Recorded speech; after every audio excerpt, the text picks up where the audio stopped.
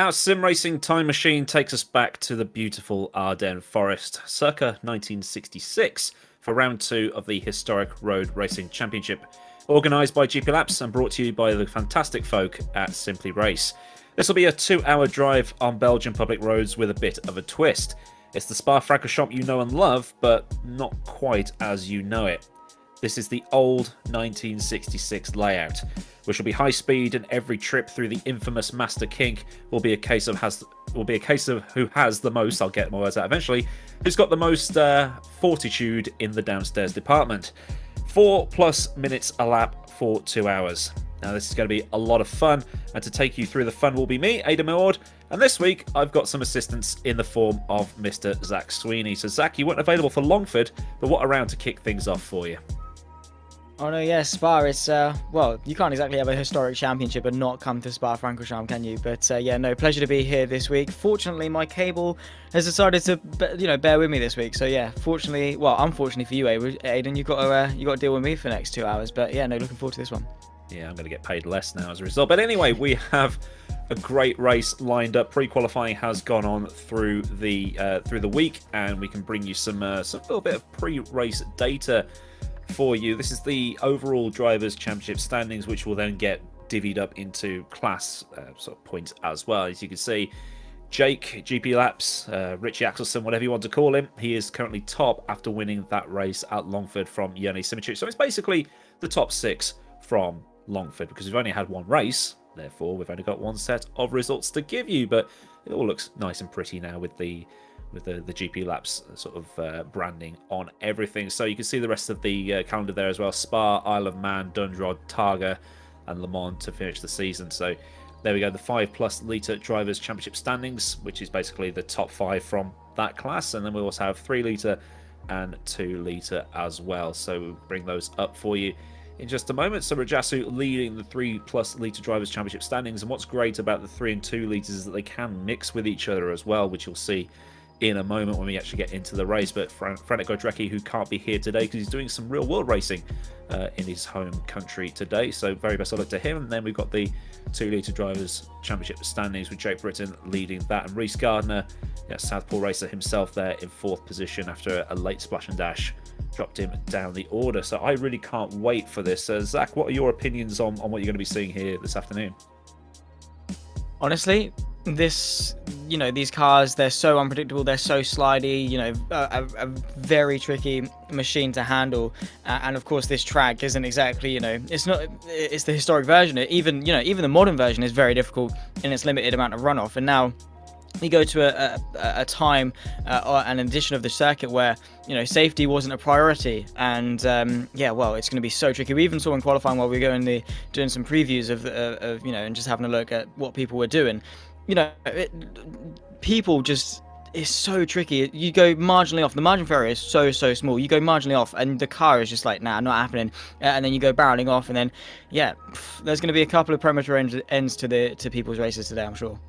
Yeah, you can just see the sort of the kink leading into Stavolo there. There's on the apexes and exits of some of these corners, people's houses, and you can see the stanchions of that bridge as well going through Malmedy Corner, and that sort of building that's sort of just been plopped down there for the actual race and things like that.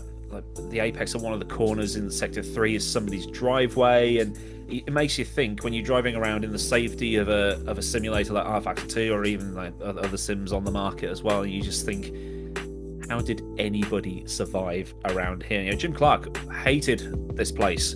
That's probably why he won so often, because he drove so fast that he just finished before everybody else so he could go home afterwards. But my track map's saying 14 corners over the course of the sort of 8 miles or so that we're going to be running, but I think the bits that everybody's going to be looking out for is that infamous Master Kink, which is just horrendous if you try to take it flat out in qualifying or even in the race.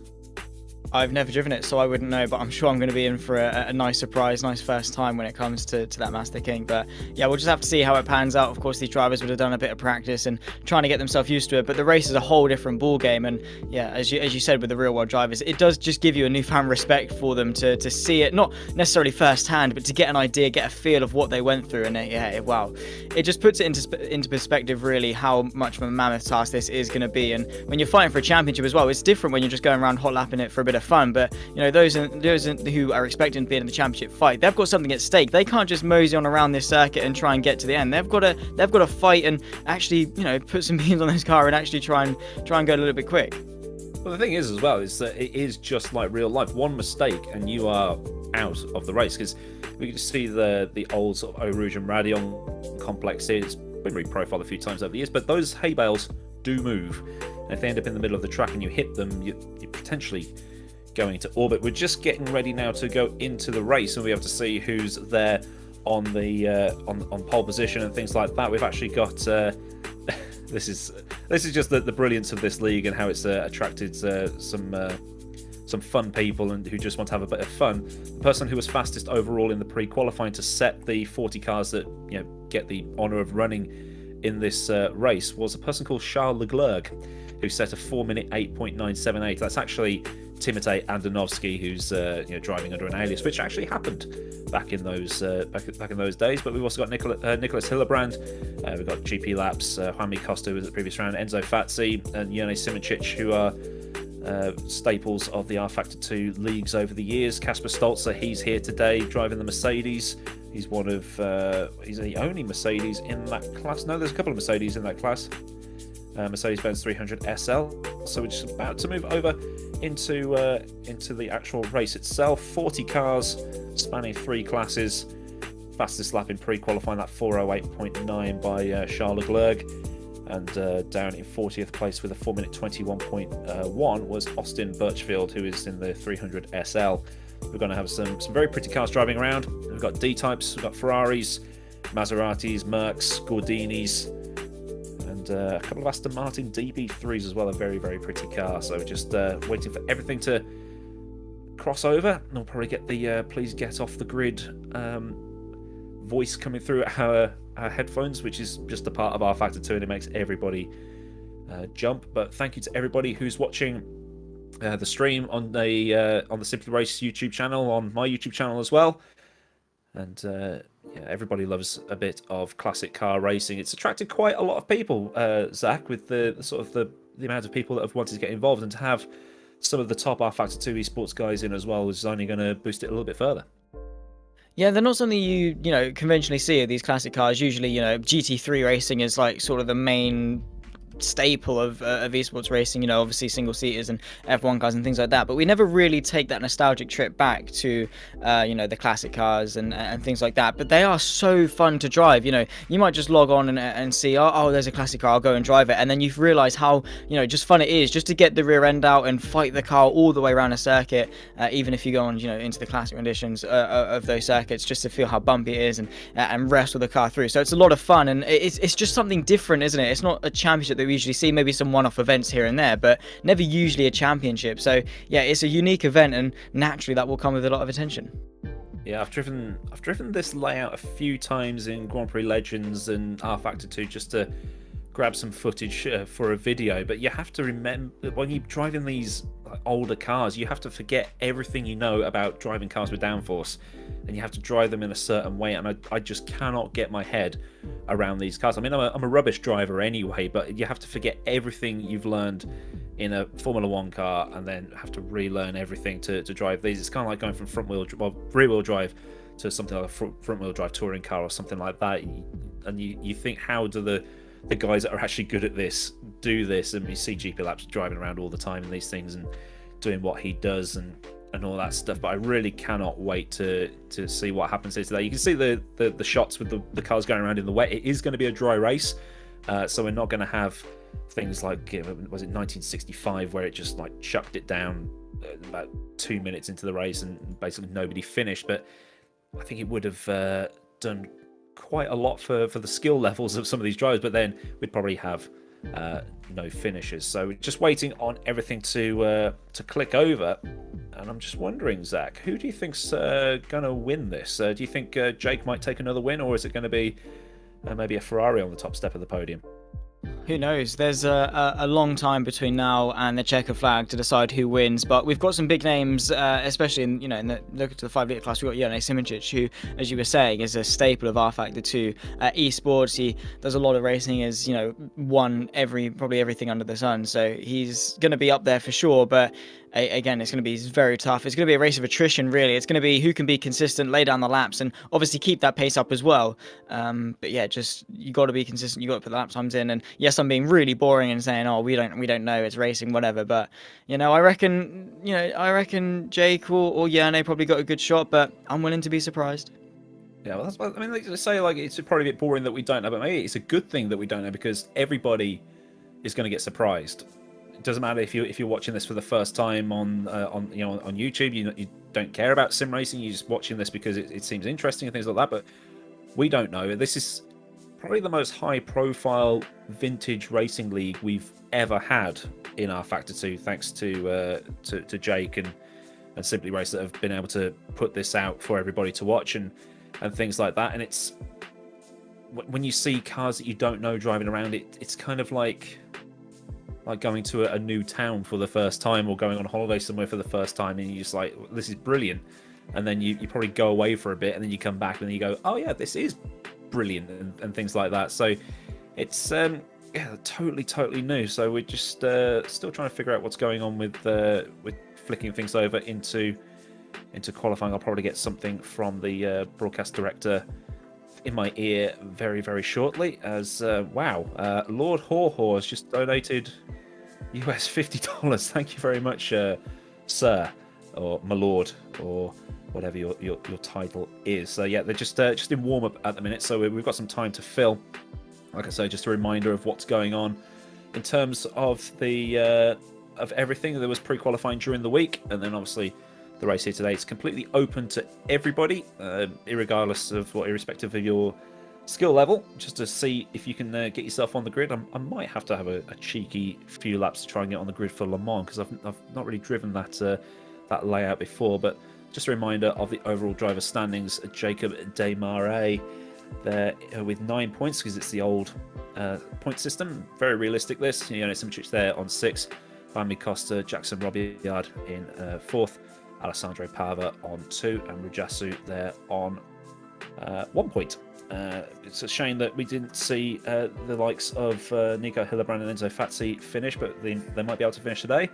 Jaguar D-Type, with its disc brakes, probably not going to have them work as well as they would anywhere else, because there's not really any braking zones here. There's not. It's going to be it's going to be an interesting one. It's a very interesting layout of the circuit, isn't it? It's a lot of it is spent at quite high speeds. So those cars that do favour running towards the top end of their rev range for a lot longer, and of course to have that straight line speed too, are really going to win out, because it's just like, it's one thing around a slightly shorter circuit, it's one thing to have a good car in a straight line, because the the advantage is a little bit it's relative, isn't it? It's a little bit less. But you go to a circuit that's as big as this, like 8.7 miles is this layout, and most of it is straights. That advantage is then just exaggerated, and over the course of 2 hours that is again going to be really stretched out. So yeah, it's going to be difficult for any other car that's not particularly good in a straight line to do very well. But again, even in those sort of situations, you choose a car for a season, you've got to commit to it. You just, you try and limit the damage, especially if you're one of those in the championship hunt.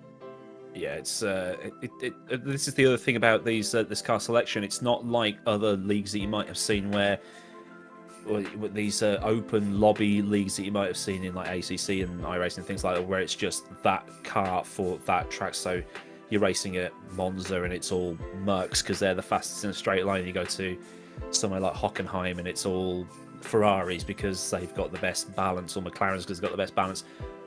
If you choose the D-Type, you've got to use the D-Type for the entire season. You've got to use so Nico and Jake, they've got to use the D-Type for the whole season if they qualify. Enzo, Jone, Robillard, they've got to choose the Ferrari, Maserati and things like that, as we are underway by the looks of things, and somebody's decided to do their victory donuts right at the start of the race. Yeah, well, probably the wrong time to do it. Get to the back of the circuit and get to the back of the pack and just try and avoid everything. But they crawl their way up through Hrrc and Radion. Everyone going very slowly. I'm not entirely sure if we are actually underway because it's just that Constantina effect of everyone bunching up. But yeah, we can see this is actually Sean Leclerc in that 133. So maybe he's getting a bit confident. You know, he wants to spice things up a little bit towards the start. Yeah, Timotej Andonovski tried to, that's actually who he actually is. He's racing under an alias. He's probably trying to warm up his bias ply tyres in the most efficient way possible. He's going to blitz his way back to the front of the field. I mean, that Ferrari is just absolutely rapid. But at the front, it's actually Juan Costa who's leading from Enzo Fazzi right now. Simičić in third, Hillebrand in fourth, and Scooby in fifth. And just it's all about momentum and speed as they go through Burnhamville, almost side by side. Just trying not to end up in one of those fields where there's a lot of cows that could potentially ruin your day. Yeah, you've got to be careful, and they're probably going to run single file for a while because you do have to pick your moments right.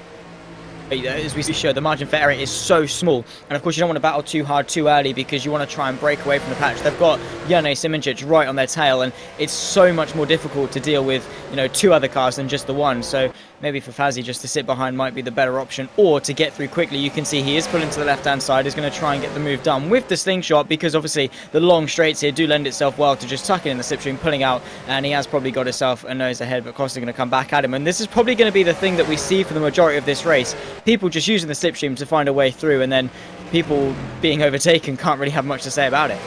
Yeah, that's the master kink that they've just gone into. This house on the left hand side, that's where Jackie Stewart ended up when he had his monster crash in I think it was like 65 or 66 or whenever it was. But that's the bit that I was talking about, where it's just, you know, drop a gear, dab the brakes, in and out as they come now up the end of the Hollowell straight towards Stavolo, which is a banked right-hander which can be taken pretty much almost full throttle.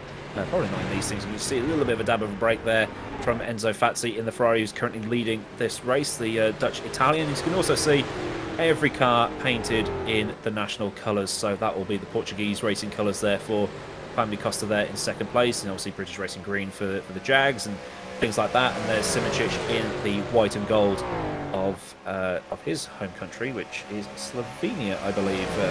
Slovenia, Slovakia, I always get confused between the two, so I do apologise, Yoni, for that one. He's one of the two. Probably ask Lewis McGlade, he'll definitely know. But I think it's Slovenian. Well, if not, we look incredibly stupid. But hey ho, that's a different story. This is Kasper Stoltz, who at the moment is leading the 3 litres by. Is that margin right? 6.8 seconds? Because if so, fair play. Well, Kasper Stolzer is also a staple of R Factor 2 League Racing, so that does sound about right. There appears to be a huge pile-up of some description at the start. As Kasper Stolzer leading there, I believe that is Jake in behind him in the faster class. So I'm assuming at the start, Andonovski and Jake may have had a coming together. Potentially so. That could be what caused it. It might not have been victory donuts. We might have been wrong. You'd have thought right, but yeah, no, that might have been the case. Unfortunately, we didn't quite see it, as yeah, there's a bit of confusion. But we've still got the next hour and 56 minutes of action. Of course, it'll be interesting to see the likes of Jake and those trying to fight their way through and battle their way back up. But it is going to be difficult. Of course, as we said, there's not many corners. Most of this track is comprised of straights and little kinks, so it's going to be difficult to actually make that time back up. They're going to have to be really careful and, of course, be really patient with how they do things. But yeah, it's going to be a really tough ask to get themselves back into this fight. Kasper Stolzer just coming through La Source for the first time, so they've started on the downhill like they do in endurance racing. Mika Hillebrand into the pit lane already, by the looks of things, or maybe that just be a glitch in the system. No, he's just left the pit lane. Oh, it's because they're using the pit lane as part of the racing line. Gotcha. Right, ignore me. So down the hill into Hrrc and Radion, out the other side onto the Kemmel not so straight towards Lake Com, which will then take them to the left, and then they go round the old public roads as we see Enzo Fazzi being chased by Juan Costa up the Kemmel not so straight. It looks completely different to how it is today, and there is Lake Com turning to the left, which will then lead them to the small village of Burnhamville. Yeah, just taking a nice scenic route. That is pretty much all this classic edition of Spa is. But you know, it is a beautiful circuit. A lot of scenery, of course, as they battle their way through the Ardennes and through obviously the village and things like that. So it's a nice track to look at. But when you're barreling down in these sports cars and just trying to chuck the car in and be committed, you don't really have time to look at the scenery. You've got to be focused on the track, and certainly cannot get complacent. And complacency actually might be a big killer in this race as well. If you get comfortable and settle into rhythm, let your mind wander, start thinking about what you're going to have for tea when you get to the checkered flag, you might slip up a little bit, and that could be quite dangerous. Just managed to win a race in ACC because that happened. Nice. Hi, Bruno.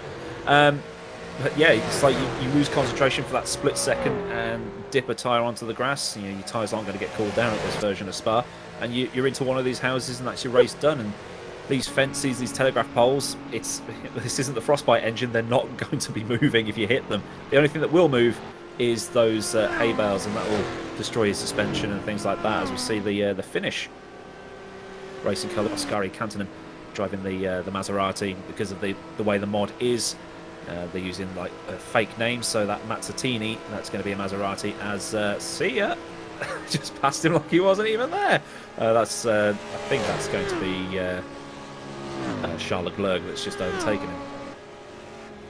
Yeah, that would make sense of how quickly it happened. But yeah, no, Andonovski trying to make quick work of it. Of course, he too is quite experienced with R-Factor 2. Of course, does competes in the Virtual Endurance Championship and boasts quite a bit of success in that as well. So he certainly knows his way around endurance race. But this is a completely different kettle of fish. We were talking about how you have to basically learn how to drive again in these cars. But yeah, he certainly doesn't seem too bad. Well, if you're good, aren't you? It's the annoying part about watching these guys race. They can just hop up, see a bit of hay bale action going off as Liam Dolan in the Aston Martin DB3S appears to be chasing someone in Australian racing colours. Might that be? That might actually be Southpaw Racer in front of him. We're trying to just work out where everybody is at the minute. This is new for everybody, so we're just trying to work out where everything is on the old timing sheets here. It's almost like how it was back in the day. Everything's on a piece of paper, at least it is for me. But the fastest 3 litre time was done by Rajasu de Gordini. No, that's Longford. Right, ignore me. Let me look at the one that actually says Spa Francorchamps at the top of it. The fastest was Kasper Stolzer. He did a 4:15 in that 3 litre. But then the next fastest car in 11th place overall was Jake Britton in the Maserati at 4:15.6. So the way that these 2 and 3 litre cars can work together and race each other is pretty insane, given the fact that the 5 litres are, well, obviously well ahead of the pack because they've got massive engines behind them, all in front of them. One of the two. But yeah, no, that is makes sense. But yeah, there's not much difference, I suppose, between the 2s and the 3s. Obviously 1 litre engine capacity difference between them. So yeah, no, it's not completely drastic. But it's interesting how, you know, clear Kasper Stolz is to the next 3 litre car, which is Mia Rose in the Gordini, and there's just loads of 2 litres, so they are very, very close, and we might see a bit of interclass rivalry with that. And of course, they have the overall championship, but for their, you know, interclass championship as well, as we see Jake Britton on the back of Sizek to get into 2nd place. A bit of contact between them actually as well. That is going to be very dangerous in cars as twitchy as these. They go under the brakes and trying to push forward, and there goes Jake Britton up into 2nd place in the 2 litre class. But that's the thing though, in your own individual championship, you don't really want to get stuck up in a fight with some of the higher classes, because what does it matter to you for your own championship? So that's going to be something on the minds of these guys, and how hard they fight between classes. So yeah, there's obviously a lot of cars. I think we had 39 entrants, and yeah, it can get quite busy, as the start proved. Yeah, 40 starters took the grid, with like I say, Austin Birchfield was the slowest at pre-qualifying. This is a replay of the start because of the sort of the 3x3 grid that we have here. It looks like Timothée might have got a nudge from Jake. I'll probably have to see maybe an onboard, and then people. Gee, oh my word, that's messy. Just Spa things. Basically, I mean, it's better than tyre calling. It's yeah, it's still not the worst start to a sim race I've ever seen. McLaren Senna's at Maastricht, but yeah, there's some chicks there in 3rd position. You can see the flags next to their names, so you can identify where they come from if you're not a classic racing colours connoisseur. He's closed right in on the back of the two leaders now, so we might have a three-way scrap for the lead, but there's Nico Hillebrand getting closer as well, just 1.5 seconds off this leading pack as they go through the Master Kink. Just just over 11 minutes, or 10.5 minutes into this race. Yeah, they're not waiting around to get spicy, are they? Fatty leads from Crosser, and then, of course, Simičić. And it'd be interesting to see if Hillebrand can get involved. Simičić looking to the right-hand side, so be interesting. We'll give him the inside for the next corner. Let's see. He has managed to just catapult himself in front. Bit of a lock-up as well, just in front. So, yeah, just utilising the slingshot effect. And honestly, at this point, these moves don't mean much. They've still got a long way to go in this race. So, you know, if they can stay close with the slipstream, it'll be a game of chess towards the end of the race. The final sort of, 10, 15, 5 minutes, sort of that sort of area of when you can position your car well enough to be tucked up behind someone on that sort of the last couple of laps. Yeah, and they will need to make pit stops as well because fuel and tyres are a thing. I mean, these are biased ply tyres, so they probably last like 3 million years, but fuel will definitely need changing, topping back up, as there's that house where the apex being that bloke's driveway that we were mentioning before, and try not to overcook it on the exit because those telegraph poles are hittable, as well as half the crowd, it would seem. Just using every little bit of inch of track they can. Don't want to get on the power too aggressively on the grass because you just spin out. Goodyear Blimps paid a visit to the track as well. And they're sort of coming over the back end of the circuit now. This is the run from Stavelot towards Blanchimont, which will be coming up very, very shortly here. It'll be the next left-hander they go into, so they'll have to brake here. This is Blanchimont. Again, looks completely different. There's no stands, there's no people. This is Blanchimont, I should say. As they now come around the final little bit. I mean, this is all the same. And there will be a pretty tight chicane in a moment, and then they'll come round towards the old start finish, which was once that little kink, and then where that blue car is would have been the finish line, and then hard on the brakes, the drum brakes in most cases for the source. You have to get it stopped. You do all that flat out and then have to slam on the brakes for this hairpin of the source. So they all manage it pretty well, but it is crazy just how different it is. You look and just go through the years on the track maps and just see how the track evolves. So yeah, it is a long progression, but I wouldn't change anything with Spa at all. Of course, it's a nice nostalgia trip, but yeah, you do love the modern version just a little bit more, at least in my opinion. But yeah, well, those hay bales do move if you do hit them, and well, that could certainly cause a bit of trouble for those behind too. But no Nico Hillebrand, he was probably trying to move it out the way. But yeah, just while we just see, I see that Timothej Anowski's just set the fastest time in that 5-litre class. Just to give you an idea of who is driving what, we've got Charles Leclerc in the D-Type, Nico Hillebrand in the D-Type, and GP Laps also in the D-Type. Everybody else in the 5-litre classic is driving the Ferrari 375. So you can tell the difference between the cars by the fact that the Jag has got the shark fin, if you want to call it that, while the Ferraris are mostly red. Surprisingly, I honestly wouldn't imagine a Ferrari in red, but hey. Each their own. But yeah, no, Simičić is trying to overtake the Ferrari in front of him of Fassi, get himself into the race lead. Or he might not be, actually, because of how long these straights are. Sitting there slipstream, just saving a bit of fuel, might not actually be too bad of an idea. Well, we did say before the race started and when they were doing the hot laps and things like that, that the Ferraris might have the advantage here because of the fact that the Jags can't use their braking ability as well as they could at Longford. But we also had the sort of the accident that happened at the start, where we got Timothej turnaround and things like that. But these Ferraris appear to be absolutely decimating the field, with Hillebrand just hanging in there at the back of this sort of four-way scrap for the lead. He is indeed. Here comes Janis Simičić to the left-hand side and trying to catapult himself into the race lead. Should be a fairly easy affair, you have to expect, as Fassi does not put up much of a fight whatsoever. And there's just no point fighting it this early on in the race at all, because, again, as I say, what do you gain from doing it? But, yeah, no, just pressing on, being consistent, trying to settle into rhythm, really. Of course, we were talking about complacency and not comfortable, but it does help just to be into a nice little rhythm and settle into the car as well, because it just makes things a hell of a lot easier, and consistency will be rewarded in a race like this. Well, they were going into the Master Kink as Simičić took the lead, so I think Enzo Fatti probably backed out of it ever so slightly, because trying to go side by side through what was probably the most feared corner in the world at this time.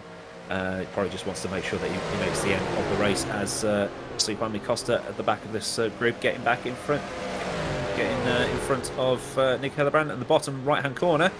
This is the 3-litre class, basically going like it's the Talladega 500 at the minute. Having fun with it, just, you know, so close to each other, just going out there and enjoying themselves. This early on, there's not going to be much field spread, and with, as we say, with the slipstream and things like that, it's going to be tough to break the toe and branch away. A bit of side-by-side action just in front of them as well. But again, none of these will really truly matter until we get at least in towards the second half of the race. You can see Simoncic being practically pushed Bazzi down that back straight. Yeah, no, he's pulling out all the tricks in the book to try and branch away from the likes of Hillebrand and Costa, who's actually been able to be dropped off the podium by Hillebrand and up into P3 for the 111. But yeah, no, he's pulling out all the tricks. This isn't NASCAR. It's you know, complete other side of the world. But hey ho, if it works, it works, I suppose. Yeah, it's one of the things I do love about R-Factor 2 is how close you can drive to the bumper of the guy in front. You can probably get a cigarette paper in between the two bumpers and not have an issue with it.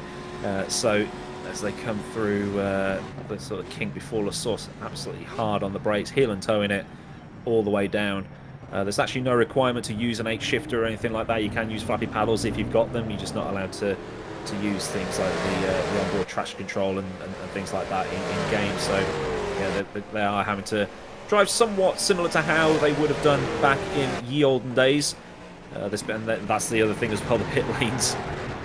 Like that, it's just a painted line separating them from the track, and if they're using that as to open up Eau Rouge and Radion, there is the chance that they could go piling into the back of a stationary car in the pit lanes. You can see there's 2 cars out of the race. You can see them in the car park down at the bottom of the hill. There's no garages. You can drive out the garages at most tracks, but they actually have to drive round the back onto the track, so that's where they'll go when they retire. Eduardo Benica here in the Gordini, as Casper Stoltz sets the fastest time in the 3-litre class. Mia Rose 5.5 seconds behind Casper, and Bergier another 5 seconds back from Mia. So very close racing at the minute. Towards the end of Longford they did start to spread out, but we always had at least something going on. We've definitely got something going on here this afternoon.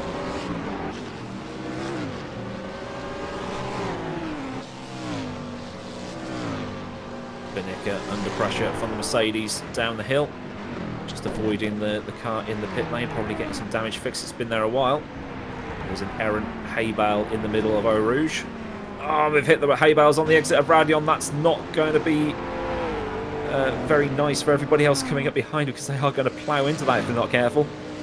All the cars seem to be okay, probably maybe a little bit of toe damage, a bit of suspension damage if they hit them too hard.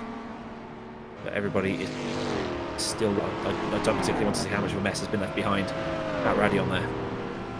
Oh yeah, no, absolutely not. It's slightly strange and not going to be a pretty sight. I mean, it depends. Maybe you're a bit sadistic and like seeing crashes at Radion, but hey ho, each their own. Well, we'll see the damage, of course, to the hay bales as well. That's also going to be interesting. This is Liam Dolan in the Aston Martin, correctly named the Anton Marvin for the R-Factor 2.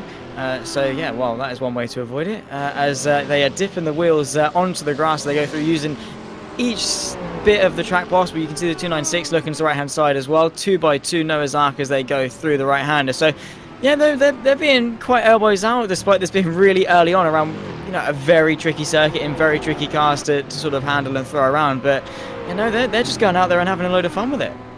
Yeah, Anton Marvin, having quite a famous brother, played in the Shadows during the 50s into the 60s, if you know who I'm talking about. But yeah, they're very elbows out, but they're being quite respectful with it as well. They're not doing anything too silly. You know, they're not trying to lob it into the inside of every corner like you do find in a lot of league racing, open lobby racing, and you know, all the carnage that causes. But I think they know that they're respecting the track, they're respecting the cars. I know that there's people talking about Eau Rouge and Radion and things like that in modern cars. They don't respect it like they do, and that's why we've had so many accidents there over the last couple of years. Particularly the Spa 24 last year, where there was just wipeouts and things like that. But they are, for the most part, still running your class-leading Hillebrand currently. That's subject to change within the next few minutes or so. Kasper Stolzer leading the 3 litre class. Enzo Fatsi making a move on Jene Simicic, who we have now confirmed is Slovenian, not Slovakian. So apologies to Jene and to the people of Slovenia and Slovakia. I haven't watched enough Fun with Flags with Sheldon Cooper lately. And then we've got Kasper Stolzer leading the 3 litre class, the Dane, and we've got a Finn in Kantanen leading the 2 litre class. Yeah, well, it's nice that we've confirmed the Slovenian thing. I literally, about 2 months ago, just did my geography GCSE, so I should know. But hey, obviously not. It's not done me too well. But no, it's nice to confirm, and of course the flags do help if you know what you're talking about. But we obviously don't.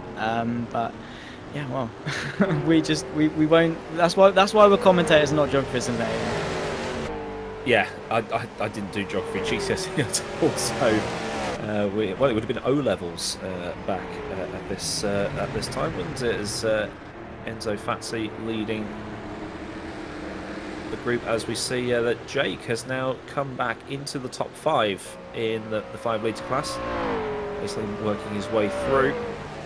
And just to point out, if something does happen, if the 2 litre class does flip above the 3 litre class, it usually means that the leader of the 2 litre class is ahead of the guy in the 3 litre class. So that'll be why that happens. As we see a replay, this will be how Nico Hillebrand made it to the front. Looks like he's applying DRS, so the speed of that thing. Maybe a bit of nitro as well. Down the Master Straight, the Hollowell Straight. He should have that done. Yeah, there we go. Just before they enter the Master King, so everybody through there nice and safely. For now, at least, they've still got another hour and 38 minutes left to go, and many a go through the Master King. So, yeah, well, as we say, there's probably going to be a lot of calamity and a lot of premature ends to this race. We've already had, I think, 2 already, and that is obviously thanks to the carnage that happened at the start, and of course, people just not getting to grips with the circuit too well, getting into their own little tussles. But we're still being treated to a nice, I guess, four-way fight here at the front between Hillebrand, Fazzi, Simicic, and Costa. And despite the Ferrari dominance that we were expecting to happen, of course in these early stages too, as we see actually Fazzi going for the move for the race lead, that Jaguar was giving him a nice little fight up there too. Yeah, it might have been interesting to see if Jake was able to. Obviously, there was that carnage fest at the first couple of corners. As Nico is coming back, and I think he might actually be streaming this over on his Twitch channel, and he is doing it in a cap and goggles and a polo shirt. He is full on role play in this, commitment, and he's probably saying a few unbroadcastable words at the same time, knowing Nico. So it's all a lot of fun to watch, and I'm glad that the Super Serious Esports guys are having a lot of fun as well. Just to let you know what else might be happening along here is that the slowest qualifier in the 2 litre class qualified above 7 or 8 3 litre cars. So that's how well those two classes integrate. As we see Kasper Stolzer from Denmark in the Mercedes 300 SL. Just having a nice drive to the shops by the looks of things. He's he's loving life at the moment. 6.5 seconds clear of Rose in second place. So yeah, no, he's just hasn't looked back, and that gap hasn't really grown much because we said on the first lap that he'd grown it quite quick, but it's sort of been a stalemate since. But you know, even despite that, to have that big of a gap and how much of a slipstream fest this race is expected to be, and how close a lot of the cars between classes are, especially in our 5 litre between the top 4. Yeah, he's doing a great job of just breaking that slipstream and branching away. Getting note from Lewis McGlade that was third place in the 2 litre class is him, and that is I'd say very, very false, but each to their own, I suppose. And I'm going to throw him under the bus with that one too. But hour and 35 left to go. We're 25 minutes in. We're not even dipped our toes into the water at this point. There's still so much left to go, and still a lot to unveil, and things like that are going to happen. Yeah, just as we look at the lead group again, to give you an idea as to how fast Kasper Stolzer was in qualifying, he did a 15 dead. Mia Rose, the Australian, Kasper was 10th overall. Mia was 17th overall with a 4:17.2, so a time nearly 2 full seconds ahead with a gaggle of 2 litres in between the two of them. That's how fast Kasper has been in pre-qualifying, as Enzo Fatsi probably forces Nico Hillebrand into a little bit of a mistake, but Nico keeps the lead as they head back down the hill. So we see some great double vision here, looking backwards from Nico Hillebrand's Jag as they head into Eau Rouge and Radion. Costa dropping off a tiny bit at the back, seems to have lost a tiny bit of pace to them. But they are in a race of their own right now with... but it looks like Timotej Andonovski has got himself back into 5th, fighting with Jake. A long way off this front 4 fight, though. That is just how, obviously, how poor the start was for Andonovski and for Jake as well, but also how good these guys have been in these opening stages. They just got their heads down, didn't mess around at the start, and just pressed forward and really haven't looked back since. And as I say, still a long way to go, but they're doing a really good job to get underway. And that's that thing, is to get the ball rolling at the start. It really does set the tone for the rest of the race. And the likes of Jake and Andonovski as well, who have got a much tougher task of the rest of this race if they want to succeed and do well. Because, as we say, a circle like this, a 20-second gap, that is absolutely monumental. As Hillebrand is under pressure from Fazzy once more, it's probably going to be a case of just lap by lap them swapping places and then tucking back in. A bit like cycling, really. Yeah, we saw some of the... well, hopefully they don't end up like those cyclists at the Commonwealth Games in Birmingham where the bike ended up in the crowd. That absolutely horrendous crash. Thankfully, nobody was seriously injured in that. But this was the danger of this era of racing. That you can see the cars sliding because they just don't have the grip. The tyres have probably only just got to what can be considered optimal racing temperature, but they didn't have to worry about that back then. It was just get in and go. There was no downforce, as we see a little bit more borderline bump drafting from Enzo on Nico. These two know each other very well. There's just 0.66 of a second at the closest point through the Master Kink. Just trying to avoid bidding it on the exit. I like to think what would happen if someone caught that embankment at the side there. Would probably end up... It would look like something out of a Tony Hawk game. You're teasing me now. I want to see it. I want to see it. Someone, please, if your race isn't going too well, just chuck up onto the bank. As you see Fazzy, he's very committed. He's eyeing up that move. That's going to be very sketchy. Even bump drafting, they're going so quick, and I'm sure these cars aren't particularly anything stable. So be tucked up right under, not even the rear wing, just onto the rear bumper of Hillebrand is going to be so sketchy, because all it takes is to clip him at the wrong angle, and Hillebrand is going for a pretty nasty crash. Yeah, it would be something that the LAPD would be proud of, but I don't think race administration would be very proud of, wiping someone out like that. Martin Bayer in the Gordini, the 202. He is stalking the 209. Like I say, all these cars painted in national colours, or variations thereof. They don't necessarily have to run the national colours of them. They're allowed to run the national colours of the manufacturer. So, like Nico Hillebrand is running a British Racing Green Jag instead of a silver one, given that he's German. You can run the colours of the country your wife's from, or just wherever, as long as you're racing in national colours. As Rhys Gardner sets the fastest time in the 2 litre class, as Enzo Fazzi and Nico Hillebrand still duking it out, getting a bit of drift on. Simoncic, oh, that was very close to that road sign. That does not move. No, and neither will his car afterwards if he smacks into it, so he's got to be careful. But these cars look like a lot of fun. Obviously not when there's things at stake and an hour 31 left on the clock and you're fighting for a championship, but just to fling around for a bit of fun. They're really getting sideways. It's like one of those cars that obviously you normally talk about how smooth is fast and things like that. You don't really want to come out of a corner sideways, but in cars like these with such low downforce but quite a bit of power, you kind of have to power through the understeer. Yeah, these cars, like I say, no downforce on them. They are pretty much they're just cars, aren't they? I mean, like, they were probably more designed to tackle Le Mans than anywhere else, but Hillebrand trading fastest laps at the minute. I'm just looking up during this time period. These cars are based off 1955 cars. There was a death at Spa, not involving one of these types of cars. There was one at the the 1957 sort of Grand Prix that was sort of not part of the Formula 1 Championship, another one in 57, one in 54, but that was a motorcycle crash. But amazingly, the next sort of high-profile death wasn't until 1960, so they are strangely safe, which is just crazy to think about, because you expect people to be crashing and getting seriously injured and dying left, right, and centre in these things. I mean, that's probably not too far off the case, but I mean, just look at them.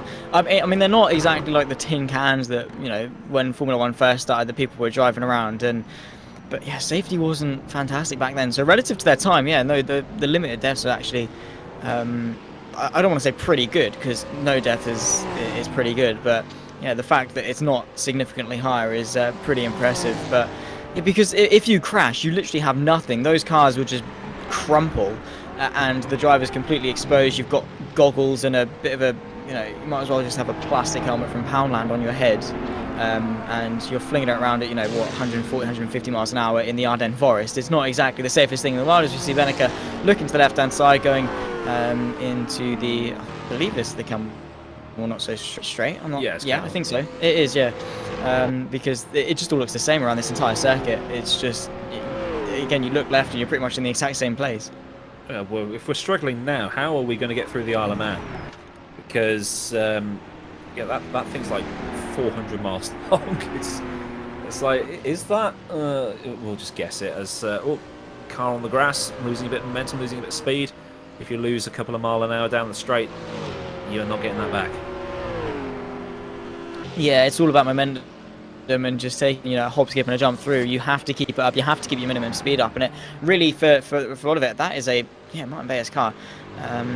Looked like it was crabbing through that corner. I'm not entirely sure if that's entirely correct, but yeah, you do have just drifting it, just going sideways. If in doubt, flat out, mate, just absolutely chuck it through. And yeah, well, at least enjoy yourself. But yeah, he's running in P6. I think that's going to be one singular point if he can stay there. But he certainly wants a little bit more, wants that 5th place too. But you know, it is going to be all about momentum and keeping that up, because as we said, with the advantage of cars that are particularly good in a straight line, that advantage rated. If you lose, you know, you get a bit of a tank slapper coming off the exit of La Source, for example, you're going to lose time all the way down into the next braking zone. So yeah, really not ideal. Then just goes to show how precise you have to be when you're trying to, you know, wrestle one of these cars around this track.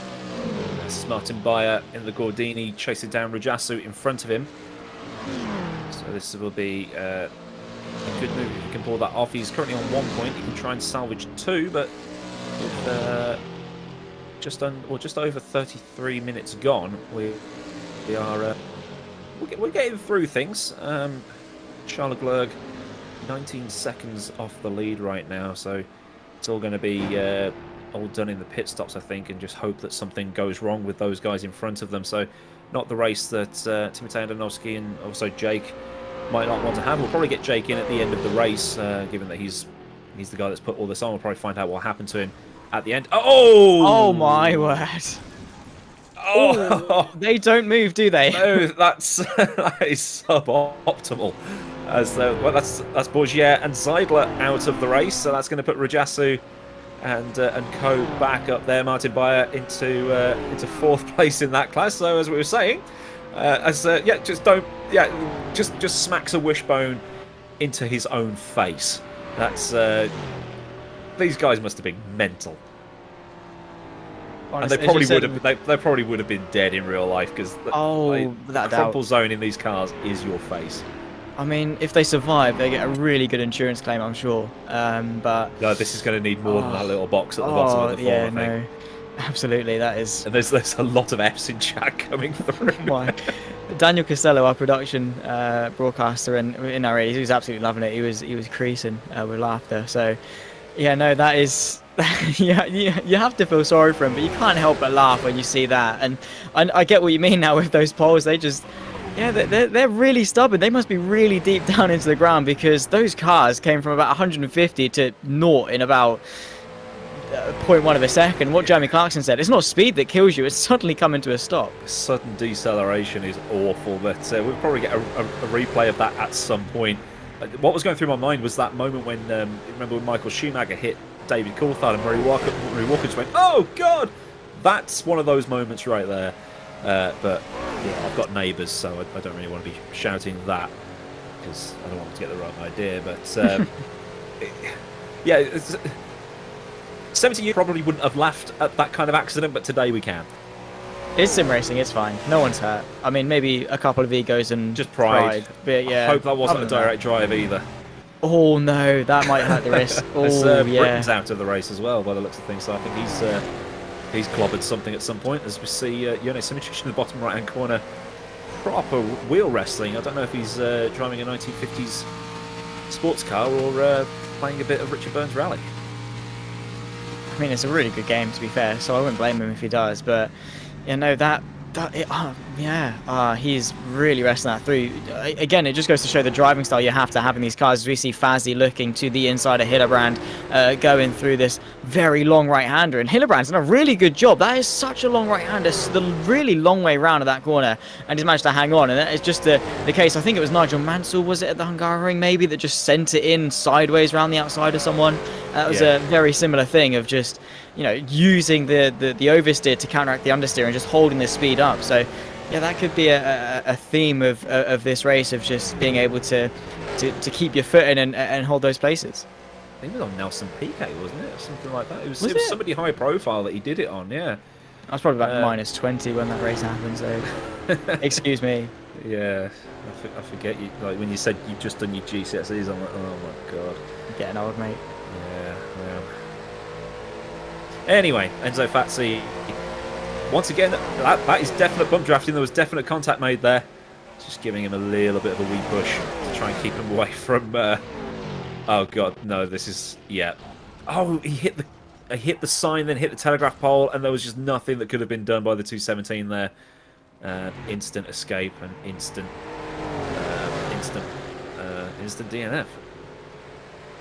It doesn't take much, and it is literally the smallest of mistakes that can have the most drastic of consequences, and that certainly did just prove it there, which again is a shame. But this is, again, we were saying it's going to be such a race of attrition. Just getting to the end, you might actually score a good couple of points. We saw in the 3-litre class with Rijasu and Bayer after the massive crash in that class too, of how easy you can just bump up a couple of places. And with the point system working how it is, it doesn't take much for, you know, only a couple of people in front of you to crash, and you've got a nice hefty chunk of points in your pocket. Indeed, as the leaders come through the first couple of corners. Hillebrand, Fazzi, Simic, Costa, and Charles Leclerc. Your top 5 in the 5-litre. Then you got Stolzer, Rose, Rijasu, Linka, and Benica in the 3-litre class, and then Canterden, Manchak, Falato, Cookie, and Estrella in the 2-litre class there. So everybody's just ignore that bit where it says Leclerc in the pits. It's just the way that things are, because they're using the pit lane to open up turn 1, which is Eau Rouge in this case, using the old style start. Probably had a bit too many people starting on the grid, but it's just the way things go. I don't know how they would have done it in real life. Don't know if they would have used a rolling start at that point, or they would have just lobbed them all on the track and just said, right, off you go. But things happen. People coming through the field. I'm sure Jake's stream is looking pretty good, watching him come back through the field, watching him battle with Timotej Andonovski. Stolzer showing as being in the pit lane. That's been up for a while, so yep, that's definitely a pit stop, because Mia Rose, the Australian, has just taken over the lead of the 3-litre class here. That's the pit stops coming through then. So this, only 39 minutes into this race, so they're going to have to take a couple of stops here. The fuel doesn't last very long. Of course, Stolz has been by himself using a lot of fuel and things like that, compared to the likes of, I guess, Simic, which relative to their class. Oh, that is sideways on the brakes from Benica going into Wallace the Source, and he's spun it round. He managed to keep it going though, pointing the right way, which is very close. And the 363, lovely stuff. I don't think we have a race in Japan, but certainly these cars would suit it with the way they're going sideways. But again with the pit lane, it is very dodgy. That's making me feel uneasy, even in a video game. It's second-hand anxiety. Yeah, you're just like, oof, that's so close. Again, it just gives you that newfound respect for those in real life that managed to do it and come out still breathing. Imagine the poor blokes working on the car as well. I mean, this is the thing with like safety was an afterthought. They would have been sparking up a fag wall, getting fuel chucked in the car, and all this other flammable material around them, and they're just there, a couple of Marlboros, and off they go again. Maybe another a glass of brandy or something like that. These guys were crazy rather than brave, and that's a hill I will die on. But I would like to see them race at somewhere like Fuji in these cars. It'd be good. That last sector would be lovely in these cars, just to chuck it in sideways, like especially the last couple of corners with the uphill climb and then crest half. That'd be nice, but maybe a one-off event or something. But no, I don't think the tracks on the calendar are particularly, they're not too bad. Nice historic circuits, which is for a historic championship does fit, and well, certainly Spa has proven to give us a bit of action as well. But yeah, no, still a long way to go. Not even halfway through this race yet, and well, we've seen so much chaos at the moment. We obviously with predictions that we made before the race, the chance of them actually standing are probably slim to none with how quick things can change. Flicking through my... Whoa, that's a dust storm ahead. That was Hillebrand wiping out a sign but surviving. 11 DNFs so far I've just had in my ear, and also from Mr. Ian Monroe in the chat, who's keeping an eye on the proceedings. I'm trying to have 2 YouTube chats, the actual broadcast and Discord up all at once to try and give you an idea as to what's going on. So we're basically eyeballing this. Like I say, it's pretty much like they would have done us. Hillebrand's gone a little bit wide and lost 2 positions into La Source. Simicic takes the lead. Fazzy slots in behind, and Hillebrand's going to have to make all those positions back up again. As there's pit stops. Yeah, pit stops for all 3 of them. Yeah, all 4 of them coming in at the same time too. So yeah, pretty orthodox from them and pretty linear. That'd probably be the theme. So I mean, at least there's no variation between the top 4, which would run the risk of them being a little bit more spread out. Mia Rose is carrying on for quite a while compared to Stoltz, who came in I think a lap or 2 ago. So yeah, no, she's doing a great job of just carrying that car around a little bit more. But yeah, it's nice that the top 4 in the 5 litre class are going to be so close together still for the rest of this race, because with that 4-car train for the race lead going into the sort of the final half of this race and towards the end of that is going to be something to watch. Every single one of the 5 litre class is in the pit lane. So Costa, Leclerc, Simicic, GP Laps, Jacob. The amount of names that guy has, he's all the pseudonyms that he carries with him. But there we go, there's the 5 litre guys all in, and I think that is Enzo Fazzi leading long before everybody else. Yeah, he's going to be doing yeah, wow, that is actually a long gap. That's a big gap. He's probably really underfueled the car, maybe, I'm guessing, to do... I'm not entirely sure how that's going to work. It's an interesting strategy. Maybe he saved a little bit more in the first stint, or... He did say he was only going to pit once in a Discord channel. I can't remember which server it was in, but he said he was only going to pit once, so I think that's him done for the race. So, interesting... it's a bold strategy, Cotton. Let's see if it pays off for him. But he has got out well in the lead versus everybody else. Nice advantage. Just got out long before Hillebrand as well, even though his timer is still ticking. He's definitely out to the pit lane. Yeah, no, well, I said it was going to be pretty linear and they'd stay close together, but obviously not. And yeah, well, that is interesting. Hillebrand, yeah, what's happened to him? Maybe he's, yeah, well, that is just beyond strange to me. Maybe the tower's having a bit of a fit, but either way, yeah, no, it looks like that is actually how it is. Yeah, well, he's actually lost the place to Andonovski. Is Andonovski coming to the pit lane? You said everyone in the 5 litre come in. Yeah. So that is genuine as well. That is genuine. Andonovski is ahead of Hillebrand. How has he lost that much time? We'll have to find out afterwards, won't we? Again, this is new for everybody, because when you commentate on the Virtual Endurance Championship or FSR or TCUK, whatever it is, you kind of know the cars and you know what they'll do and what they won't do. And it's like with these, we don't know anything about them, so we're all learning at the same time. So has Enzo Fazzi pulled off a wonder strat as Nico almost buys the farm? He survived. Or has he done a full modern Ferrari strat of bottling it? Bottling it. That's the most crude and probably best way of putting it, actually. It's harsh truth. Truth hurts, but I mean, we'll find out when the checker flag falls, and whoever crosses the line first, obviously, has not done the old Ferrari strat.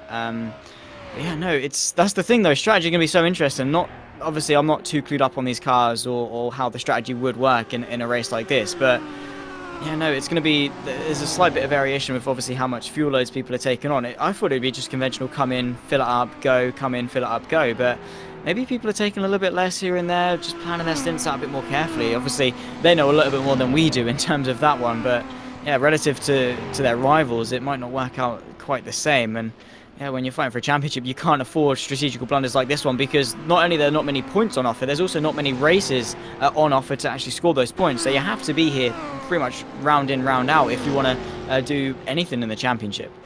Yeah, I was just thinking that, yeah, maybe Enzo saved fuel with all that bump drafting and things like that, but there's also the size of the fuel tanks, and there's the size of how the system works in this thing. You know, there's going to be fuel flow. There is a bit of a BOP with these cars for league racing and things like that, as there often is with these sort of multi-car packs. But it will be interesting to see what Enzo's done here, because he's well ahead of Simoncic, and you've got Hillebrand somehow behind Timothy Andonovski. So I don't know what Timo's done here, but to be that far back and then get out ahead of Hillebrand, it's pretty good going from the North Macedonian.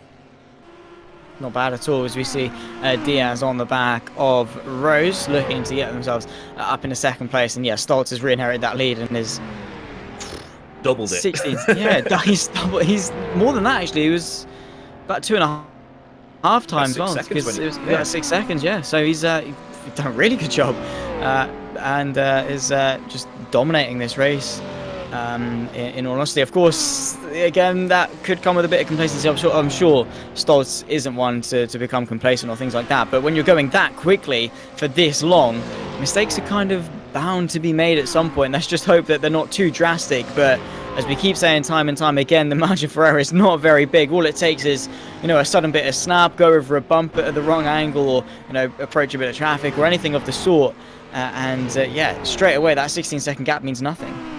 Apparently Hillebrand's having issues with his shifter, so that might be why he's lost a bit of time. Looks like Timo was just driving through the pit lane, and that triggered the counter. Andonovski in the D-type, so we've got a bit of D-type on D-type action here. These two have raced against each other in the past, no doubt.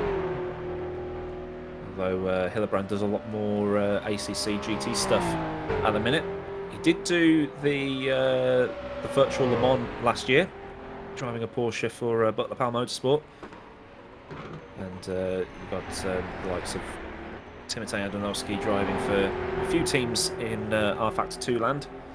Drives in the VEC for the racing team. So he knows his endurance. Very quick driver. Kicks up the dust as he cuts a little bit of the corner. So this is one of the things that these esport guys will have probably worked out how to do, is where they can and can't cut the track for a little bit of a performance gain, or just to shorten the track a tiny bit. As Aurelian Hamar, driving the Maserati, fights with Silberwolf down the Master Straight. But Diaz is in the Aston Martin in the pit lane. And as Thibaut Nico Hillebrand, as I'm told by Jason Fuller, there's a lot of swearing.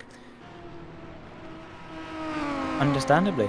I think maybe emotions do run high, but yeah, well, we'll have to I mean, if things go wrong, you can expect a lot of swearing, of course. Not exactly going to be very family friendly for that case, but yeah, no, still doing. Just got to press on, really. Even if things go bad, you still got over half the race left to go, just to see what can happen. If you're not completely out of the race, that is. If you are, then yeah, just go and have a nice cup of tea, just try and make up for it. But still waiting for the final couple of pit stops to round out. And yeah, Simoncic, he spent a really long time in the pit lane. Apparently, he's not. He's still on track and trying to chase down Fazzy, but yeah, something not particularly right with the timing tower at the moment. So we do apologise for that. This is Andonovski, who certainly knows his way around a track. And as you were saying with esports, they love to just get any little bit that they can, even if it's like a 5 thousandths of a second a lap. That adds up, and to them it's worth it. It's worth just cutting the track here and there, learning those slight, don't want to say necessarily exploits unless it's a certain platform and a certain special event on said platform for 24 hours. But they use any trick in the book that they can get their hands on. Whether it's just use the grass, just going in slightly here to open up the corner a little bit more, cut the track here, as we see, just sending it on the brakes, using this bit of curbing to get the car stopped a little bit quicker. Whatever it is, they love to use it, and they will pretty much without a doubt use it, because that's the level they have to rise themselves to. That's how close and competitive it can get with esports racing, and if they don't, they're just gonna drown in such a deep pool of such competitive drivers. And well, it's pretty magnificent, because to the outside view, it's like, oh, it's only like a tenth of a second here. That's not that much, but at the top level of esports, that's everything. Yeah, they would. They would paint some embarrassing slogans on the side of the car if it meant they'd go 0.001 of a second faster, and that they do love to really, I wouldn't say exploit or take the mickey, but they basically try and find this. Well, they haven't said I can't do this, and this is why in like the VEC and things like that. If this was a Ginny Allison event, they would not be using the pit lane to extend turn 1. I can tell you that right now. Oh, that's close. getting caught up behind some slower traffic. There will be... Whoa! That was a Co Brown moment, but just to point out here that he's going into the pit lane, that blue flags, as we know in Europe, blue flags mean move over. Well, in Formula 1 they mean move over. In this, though, it is the responsibility of the faster class to navigate the slower class, as it is in any other form of endurance racing. So that slower car was not obliged to move out of the way at all. It's down to Hillebrand and Adanovsky to get around themselves. But they're still alive, still racing down the Kemmel Straight. We're approaching the halfway point of this race. We've just gone under the 1 hour 8 mark. I am rubbish at maths. As they go through Lake Carmen, huge drift from Timothy Adanovsky on the exit. Just trying to get himself into the highlight reel. And on their way down towards Burnhamville for another time. Yeah, just ticking them off. Here you can go. Here we go. Andonovsky looking to the right-hand side of Hillebrand, just going to back out of it maybe. No, he's sending it. He's committing. Not quite enough in towards this next right-hander, which is probably for the wiser. But yeah, no, they're certainly looking cool while they do it. They're going quick and looking cool, which is probably the perfect combination that you could ask for. And especially in cars like these, they look and sound so nice. And of course, through the scenery of the Ardennes Forest as well here in Belgium, is so picturesque. And yeah, well, there's obviously we talk about what's the best looking sim graphically and things like that. R factor isn't usually up there, but even with that aside, it still looks pretty cool. Definitely does. Cookie in the pit lane in the 2-litre class. So usually if it's blue, they are in the pits. So in the brackets is the stop time, and then the other time is the time they're actually going through the pit lane. And Andonovsky manages to get up the inside just before the Master Kink. But expect that to flip around again in a bit. Yeah, everything is provisional at this stage. There's nothing set in stone. With pit strategy, mistakes, pace, massive crashes that we've already seen. Yeah, well, I'm not going to count not happening for the rest of this race. There's still a lot to happen. That's I guess the beauty. We were talking, the boring, cliche. We don't know how it's going to finish thing when we're doing our predictions at the start of this thing. But again, that's as you said, the beauty of racing and sim racing in particular is that we've got all these variables and things to take into account, and it keeps you on your toes, because even if Stoltz is leading by 16 seconds, he can crash on the next corner and bang, straight away it's a lot closer for the race lead, and there's more people in the fight. So. Yeah, no, there's I guess it's why we love motorsport so much, is that unpredictability through every corner, literally. Let's see what's going on in the 2-litre class. We've got Voldemir Kotliarski. I hope I've got that pronounced correctly, the Ukrainian. So I hope everything is well where he is. And he's currently 7th in that class. Just outside of the the top 6 at the minute. That can all change if Cantillon, Mamshak, Filetto, Hammer, or Silverwolf have some sort of mare. But he is being chased by another car. I can't really see what brand it is, so I can't really identify what class that's in. But there's another car ahead of him, so he's slowly catching up. 22 seconds or 22.5 seconds to the next car, so that's not for position directly ahead.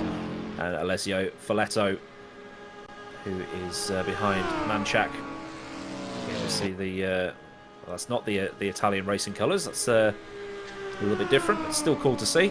There are racing colours that didn't know existed. There is a spotters guide somewhere on the GP Laps Discord if you want to join that and potentially join in with this for the next round at, which I believe is at the Isle of Man. So maybe you don't want to get involved in that, because the Isle of Man is going to be an experience to watch, to drive, and also to commentate. But he's Alessio Filetto, currently third in his Maserati A6 GCS. Very nice looking car. Just chasing down another Maserati, I think, in the 2 litre class. They are all see, so it's the Maserati Cup down there, so that must be the best car for that particular class. Must be, because yeah, it's completely dominated by Maseratis. There's no variation, which is a shame, but if it's the quickest car, it's the quickest car. You've got to use it. You can't blame it. Going to take a little bit of a replay. This is the 296 going through Erosion Rally on, and off you go, mate. That was probably the best accident he could have had, because if he'd sideswiped that bridge, yeah, that would not been pretty. No, not at all. Oh, that is not very tasty, I'm sure. But yeah, no, probably got off lucky in an unlucky situation. But yeah, well, even obviously we're talking about as we get more modern, cars get faster, safer. As you see Filetto to the inside of Mamchak going down this back straight. We're talking about how, you know, how Blanchimont now, modern days, isn't much of a corner. You go back in time, you go into these cars, it's so much more tricky, and you take it for granted about how easy we have it now. And yeah, these guys really have got a tough ask. It looks simple on paper, you know, it's a couple of straight lines here and there, but as soon as you do get to a corner, it's so tricky to negotiate.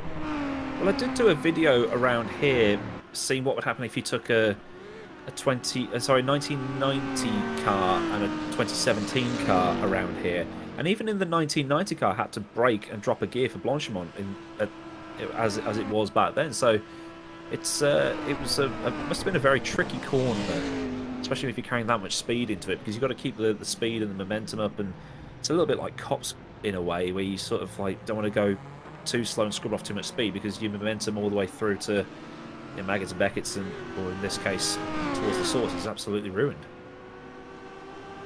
It's just a massive mountain to climb around pretty much any circuit in these cars, and yeah, well, you did that for science, I'm sure, that test, not just for a bit of fun. Absolutely. And money. And money, of course. Yeah. That's the biggest motivator. That's why you hate the fact that I'm here. But no, we see Filetto managing to get in front of Mamchak. He's going to come right back at him now down the Kemmel. Refuse to call it straight. It's just down through Kemmel. And is that actually? No, that's not. The 4th place man of Hamar just behind them as well. That's probably just a bit of lap traffic or a faster class and just behind them. But you know, still a couple of good battles. Of course, when we get to the first pit stop, the first it's always going to be really close. Everyone's close together. But then as soon as we get to the pit stops, it does sort of spread itself out a bit. So it's nice that we've still got a couple of cars that are nice and close together to give us a bit of action for this sort of middle part of the race, where things do just slightly calm down a bit. Yeah, everyone's sort of settling in now, where the gaps have sort of opened out, so they know they're not racing the guy ahead, they know they're not racing somebody else, so they can just go into their own race. But as we just approach the 1 hour mark, we've got Fatsi leading from Simic. It's just a 2-second gap between them, but then it's another 25 or so back to Charles Leclerc in 3rd, Hillebrand in 4th, where we know he's having issues with his shifter. And then GP Laps Jake is in 5th now, we think, because Honest Election Posters has posted it in the YouTube chat that Costa appears to have binned it at some point. Someone said yes, he did at the bus stop, which doesn't exist on this track. So at some point between Blanchimont and the source, Costa dropped it, and that's his race over. completely went unnoticed. I wouldn't have known if that person didn't put it in the YouTube chat. But that is a shame for them. That's another Ferrari out, which we were expecting to be so dominant, but has been quite close between both the Ferraris and the Jags. There's Timotei Andonovski back into the pit lane again. That can't be a scheduled stop unless unless it's just registered he's in the pit lane because it's so close to the track. I guess so. That makes sense. That's pushing the limit just a little bit. Trying to cool the tyres down. Anyway, as that's going to lose him a little bit of momentum, and that's going to be the position for Matthias Estrella there, taking the position away from the Ukrainian. That's just now lost that place. Now, would Ukraine have had racing colours in 1955? Or would it be Soviet colours at that point? Answers on a postcard in YouTube chat, please. Wait, when's this? 1960? 1955, the cars It would have been Soviet then, 1954, yeah. Because so it was like sort of... Would the individual countries have... Because Chernobyl was still Soviet, and that was into the 80s, wasn't it? This is Costa. Oh, hits the Armco and almost got some air off the bank. And then ghosted and beached. So that's him done and dusted. Shame he didn't get any air off the bank too, because if you're going to go out with style. He's still going, which is no surprise really, because no tyres were off and he could have carried on, but obviously a massive dent in his race. And yeah, again, you've got, I mean, fair play to both GP Labs and Timotei Andonovski to put themselves back into contention, because Andonovski is back into the podium fight, which, you know, after his start, he's fought back and has kept going and capitalised off other people's mistakes, which I guess in that sort of situation is all you really can do. Yeah, it's with the way this race is, and we've seen a couple of biggies, just one mistake, and so in some cases it'll be a case of, right, I'll just stay on track, just drive. If people fall off, people fall off, as we see Kuba Mamchak in third position. So this might actually be... No, this is the battle of second in that class that we're watching. That's another car in behind. I'm trying to figure out who that is. I think that might be the Brazilian racing colours in behind. We saw that on the Discord, people showing off the colours that they've made for their particular cars. Apparently the original Brazilian yellow was a lot lighter than what is on that car, but sort of darkened it off a tiny bit, made it look quite pleasant to look at. You can identify that in the middle of a pack. And I think that might actually be one of the 3-litre cars that's sort of fighting amongst the 2-litre cars. So it's, considering that there's another 1000cc in that car at the back, struggling to keep up there. Yeah, it is indeed. Well, it's engine size is going to be the biggest thing at the track like this that we have been talking about, because it is just predominantly straights and you're spending a lot of it at full throttle. So you do need the engine size, but still, you know, keeping it sort of honest, I guess, and that is showing through the closeness of both the 2 and the 3-litre classes of how well they can run together. But yeah, Hillebrand still on the back of Andonovski. These two really haven't had enough of each other, so they're still going to want to go at it, but not where Hillebrand would have wanted to be after the pit stop cycles. Maybe he's got something planned, tucked away, ready for the second or third or final stint, whatever it is. Maybe he's got something in pocket and could still win this race, but who knows. But it is strange because we don't actually know what happened to him. Usually when something this drastic happens, we can take a look at it and think, yeah, fair enough, he's sort of had a bit of a had a bit of an issue at some point, but yeah, for him that's not been the case. He's just out of nowhere just dropped down. And we're also getting word that both Dolan and Costa as well have retired from this race, so another 2 bite the dust. Yeah, it sounds like they might have had a coming together there. We'll try and get our broadcast director. Whoa! He just goes through the. I think they might turn it like ghosty if they're there for a long time. But that was a code brown there for Nico Hillebrand. They were just getting maybe client side issue for those 2 retirements, or at least one of the 2 retirements. We'll see what happened. If it was a crash, we'll queue it up and show you. So we'll see what happened there. gap between Fatsi and Simičić now under a second, so we'll probably see them doing a bit of bump drafting as Nico gives it a bit of a slide on the exit of Lake Combat towards Bernaville. Andonovski also getting a bit of a drift on as well, so it seems to be the right way to drive around here is to turn the car on the throttle, especially through some of these faster corners. All those images of playing Grand Prix Legends back in the day, four-wheel drifting a Lotus 49 around here, especially through this corner. This is Bernaville, because that was the fastest way to get through. Very nice looking Jag. Kept it in its proper colour as well, green. Although he would have been able to paint it in German silver.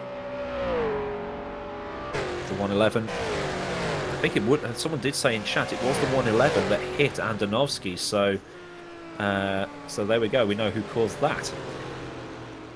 As we see, just trying to see what other things to talk about on here that we might not have seen. Just going back to the whole thing about the 2 litres versus the 3 litres. The slowest 2 litre time was a 4:19.6 in pre-qualifying. The slowest 3 litre time was a 4:21. So they seem to be able to mix it up pretty well.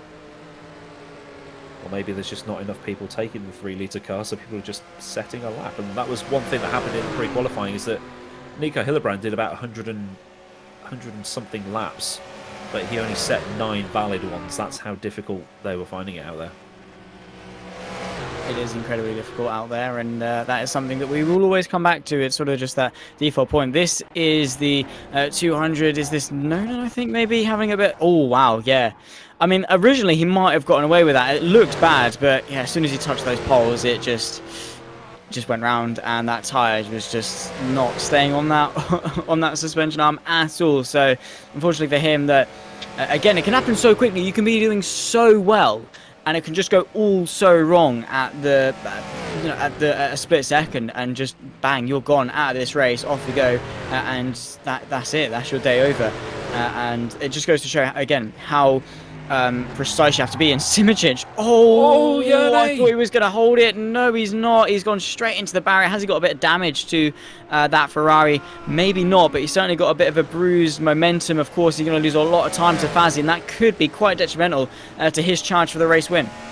Yeah, I was about to say something about because he lost the hitting that fence post, and I mean, this is something that's going to happen in virtually every game that you find there's a weird contact patch on an object. I mean, there was the race all-star battle at Indianapolis. Dario Franchitti hit the wall in just the wrong place where the meshes met, ripped his wheels off and took him out of the race. It's just one of those weird things that happens. But this content is a little bit old in terms of R Factor 2 content. I think it was one of the original tracks that came packaged with the game. I think Simičić is struggling a little bit. I don't know if he was like hitting the handbrake or something to try and get through there, but the car doesn't seem to want to behave like it was doing. But he is still in the race, though. That's the good thing. Is that Andonovski taking another pit stop, or is it's just him driving through 6.8 second drive through compared to the 6.9 one that he had last time. So Hillebrand and Andonovski still battling here for 4th in class, and then GP laps 12.5 behind them by the looks of things. So slowly catching up on them, finding some late pace, but still a 5th place for Jake at the end of this to add to the win that he got at Longford would be pretty good for him.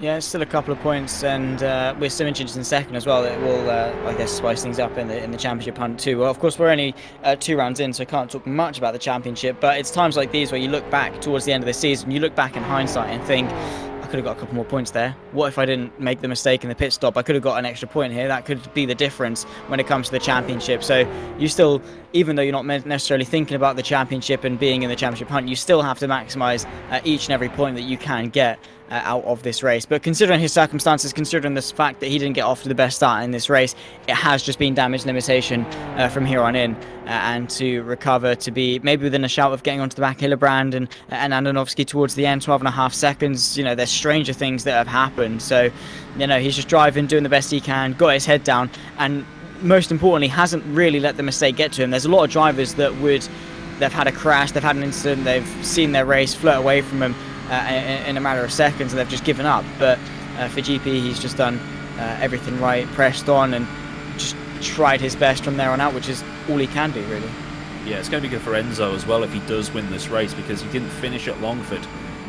He hit one of the little tyres on the inside of the corner at the pub, and that put him in a wall, and that was his race over. So that was close.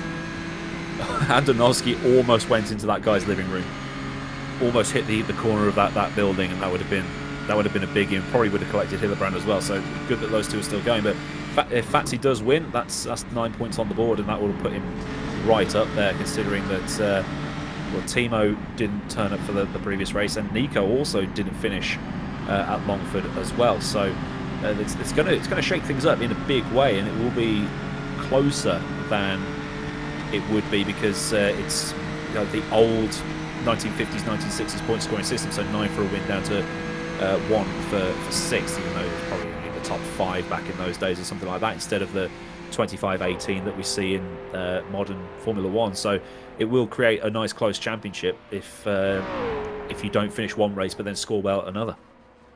You got to be consistent. Oh, kicking up a lot of dirt. Oh, that's Hillebrand into the... Oh, word. That is huge. That was huge. Big crash. He's still going into the other side of the track as well.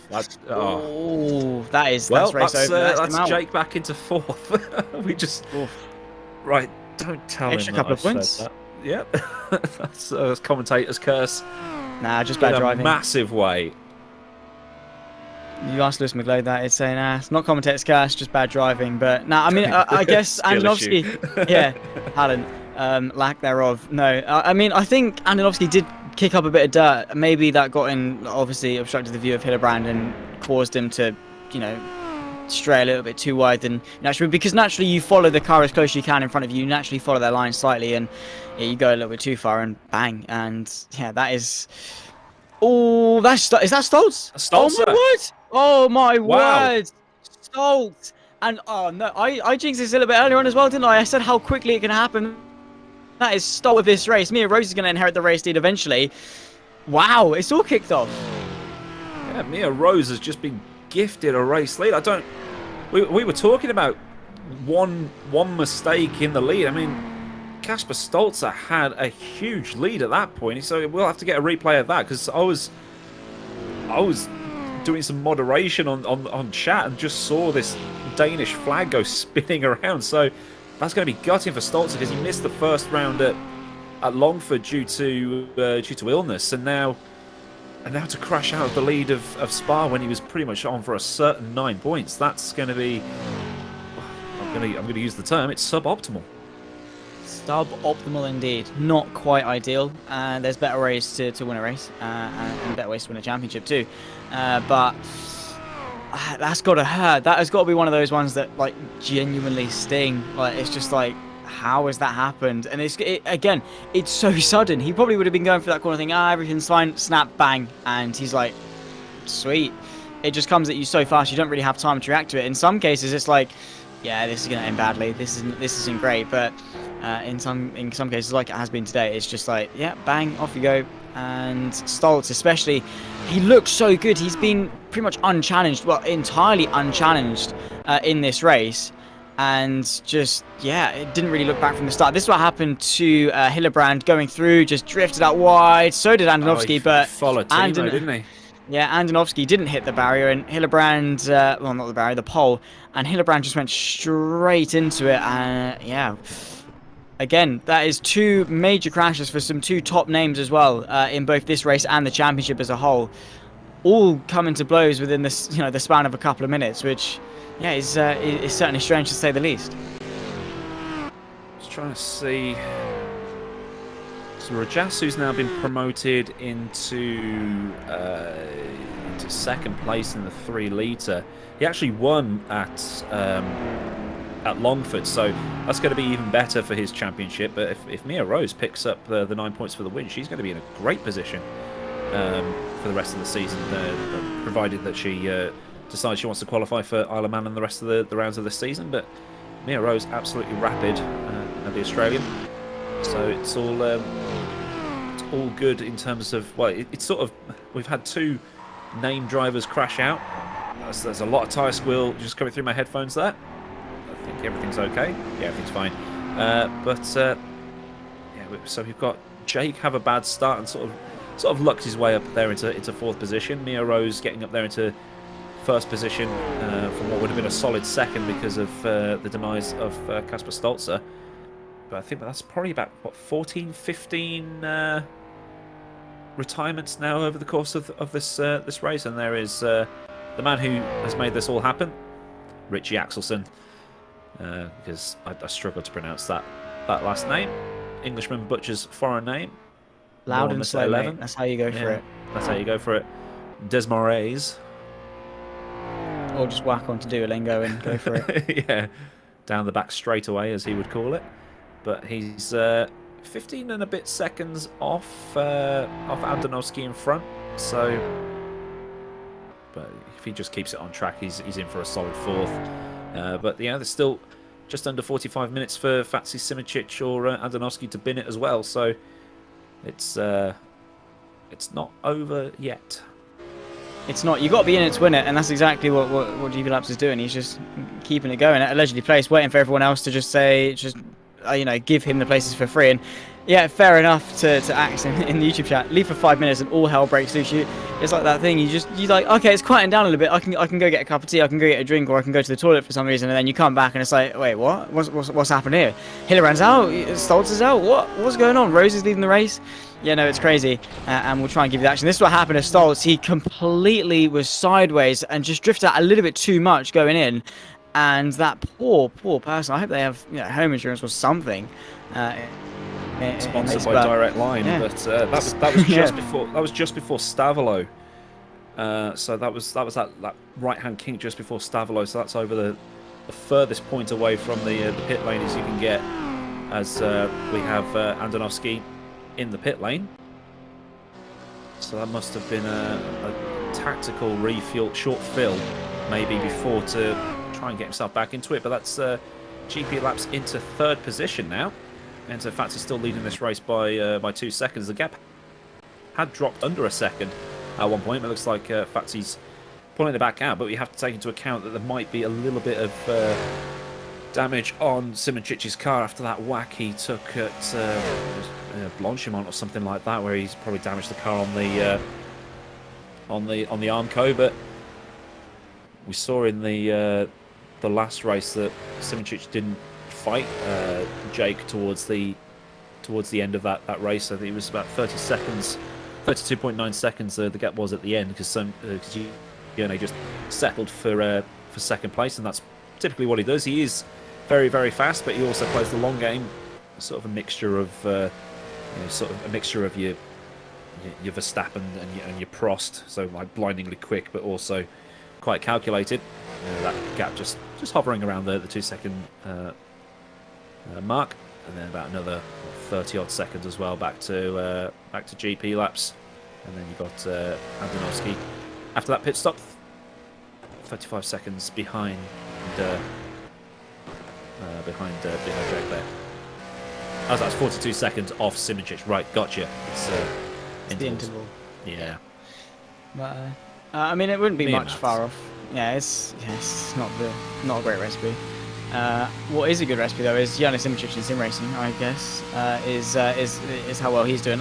Yeah, that is. I think that's a little bit of maybe toe-in or camber issue on the steering wheel, because he's holding it sort of slightly to the right going down the straight, so maybe that car is slightly damaged and he's having to nurse it around. He's still maintaining the gap of 1.8 seconds though, so Simičić, as you say, certainly knows his way around a racing circuit, how to negotiate himself, as we said a little bit earlier on, with how he that is closing down very quickly. Fazzy maybe have made a mistake. That gap now approaching under a second for Simičić, so might still actually be within a shout of closing on and getting past Fazzy. But yeah, no, Simičić has probably won everything there is to win, especially on R Factor 2, Formula Sim Racing. Probably up there in the Virtual Endurance Championship as well. So yeah, he's having a bit of fun with it, trying to win everything there is to win, and yeah, he's making a good name for himself. Even if he does go for second and second between Longford and Spa, that's still consistent points. And in a championship that is as unpredictable as this, with people crashing left, right, and centre. Anything can happen. Your championship rival can crash at a moment's notice. It's that consistency that even if you don't win a race, you can still, do really well in the championship just by being consistent. You look to Formula E this year. Stoffel Vandoorne won the championship by only taking one win throughout the entire season, and just by utilising consistency. So maybe that's Simicic's game, and it still is possible to do well even with just maintaining a second place. Yeah, Richard Burns did exactly the same thing when he won the World Rally Championship. He only won one rally all year, and he won the championship because McRae and the others just kept crashing. So you can win things and do very well through being consistent, as the 5 litre guys making another pit stop. Yeah, indeed. And both at the same time. Fazzy came in, well, he jumped a lot of people. He took a really short stop. Let's see if this one's slightly longer this time around. 40 minutes left to go in this race. It should be their final stop if they fill the car to the brim.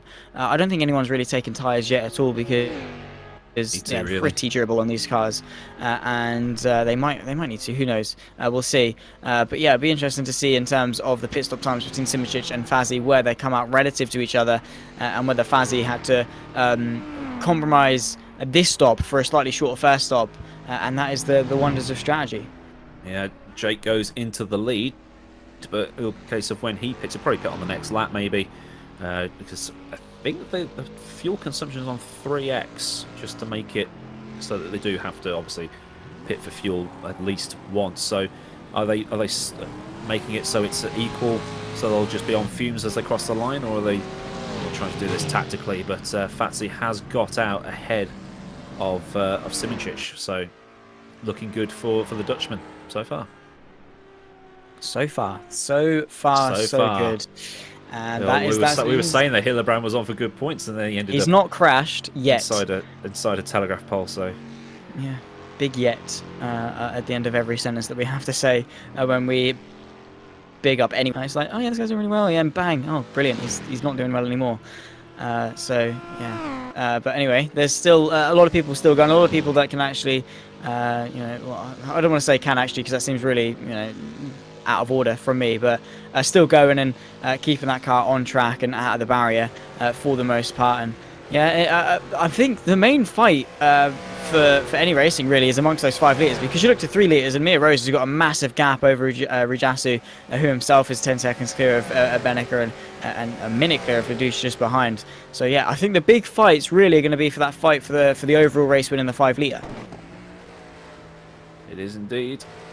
22 seconds is the gap between Jay and Fazzy. Jake will have to make another stop. It's a case of when. But we have Andonovski 11 seconds behind Simicic. So anything can change. We've still got 37 minutes remaining. It was Stingray, wasn't it? Anything can happen in the next half hour. Anything can happen in Formula 1, and it usually does. All these other cliche phrases, as we now see. GP laps Jake heading down out of the Master Kink towards Stavelot. This is where Kasper Stoltzer had his accident into this little kink just here. Ended up in the house on the outside. Driving a Jaguar D-Type in the American Navy Blue. Out the other side of Stavelot. Keep the speed up. Should pull away here from the I think that's a Gordini in behind him, so that's yeah, there he goes. It's like hitting the nitrous button. Just pull away, and it should be a nice bit of a gap there. But he looks to be on his own out there.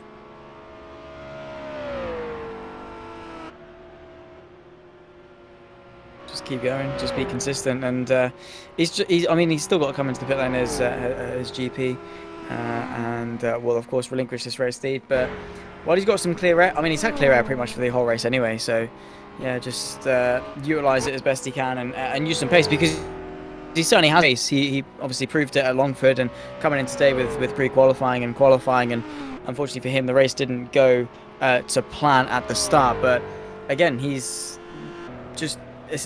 We'll say it time and time again, as a lot of points today have been. It's a race of attrition. You've got to be in it to win it, and even if he comes out of today 4th or 3rd, that's still, considering the circumstances, a really good result to salvage something out of this race. if we could get like a reminder of the championship standings on screen, just to remind everybody watching wherever they are around the world and however they are watching around the world. As we see a couple more drivers in 3 and 2 litre class enter the pit lane. Ah, that's beautiful. So we've got Jake there on 9 points. That he's probably not going to make 9 points today. Simičić is probably going to score another 6 points. So if we assume that Jake finishes this race in 3rd position, that's 9 plus 4, whatever that is, and then you're probably getting another 6. So it's going to be very, very tight at the top. Enzo Fazzi is going to jump up onto 9 points, so that can put him probably about 4th in the standings or something like that. So, well, it's probably just to give you an idea of where everything sits and how many points they'll score and things like that. So there's the 5 litre Drivers' Championship standings, which is basically the 5 guys that finished in the top 5 from the first race, because you can't obviously count any races before that because it was the first round of the season. So you can see the rest of the calendar there as well. Isle of Man is definitely next, then Dunrod, the Targa Florio, Isle of Man and Targa Florio. No clue how we're getting through that one, Zach. But Le Mans is the one I'm looking forward to. I can't wait to watch that on the old layout. So no chicanes, no Porsche curves, no Ford chicane. It's basically pretty much flat out it's a flat out triangle almost, pretty much like Spa. So it's going to be a lot of fun to watch, and hopefully no blown engines down that Mulsanne, which is going to be about 4 miles long, and the heavy braking zone for Mulsanne corner itself right at the end. Lovely jubbly, can't wait for that one. But we have got a really good calendar lined up. I can't know Dunrod and Targa very well, if at all. Isle of Man as well is a bit shaky for me because I didn't decide to indulge myself into a lot of motorsports. I've not been around for very long. Let's put it down that way. But 2 hours on the clock for each and every single one of them, and can't wait. There's towards the end of the year, 17th of December, we get to Le Mans. There's it's something to look forward to end and round off the year on, and just have a bit, again, just to try and enjoy yourself, have a bit of fun. It should be, with how close the 5 litres and the rest of the classes are. It should actually, hopefully, fingers crossed, be a really good championship fight for that one as well. And with how well Le Mans lends itself to slipstream and overtaking and things like that, it could actually come down right to the wire, which I'm sure everyone at home is looking forward to.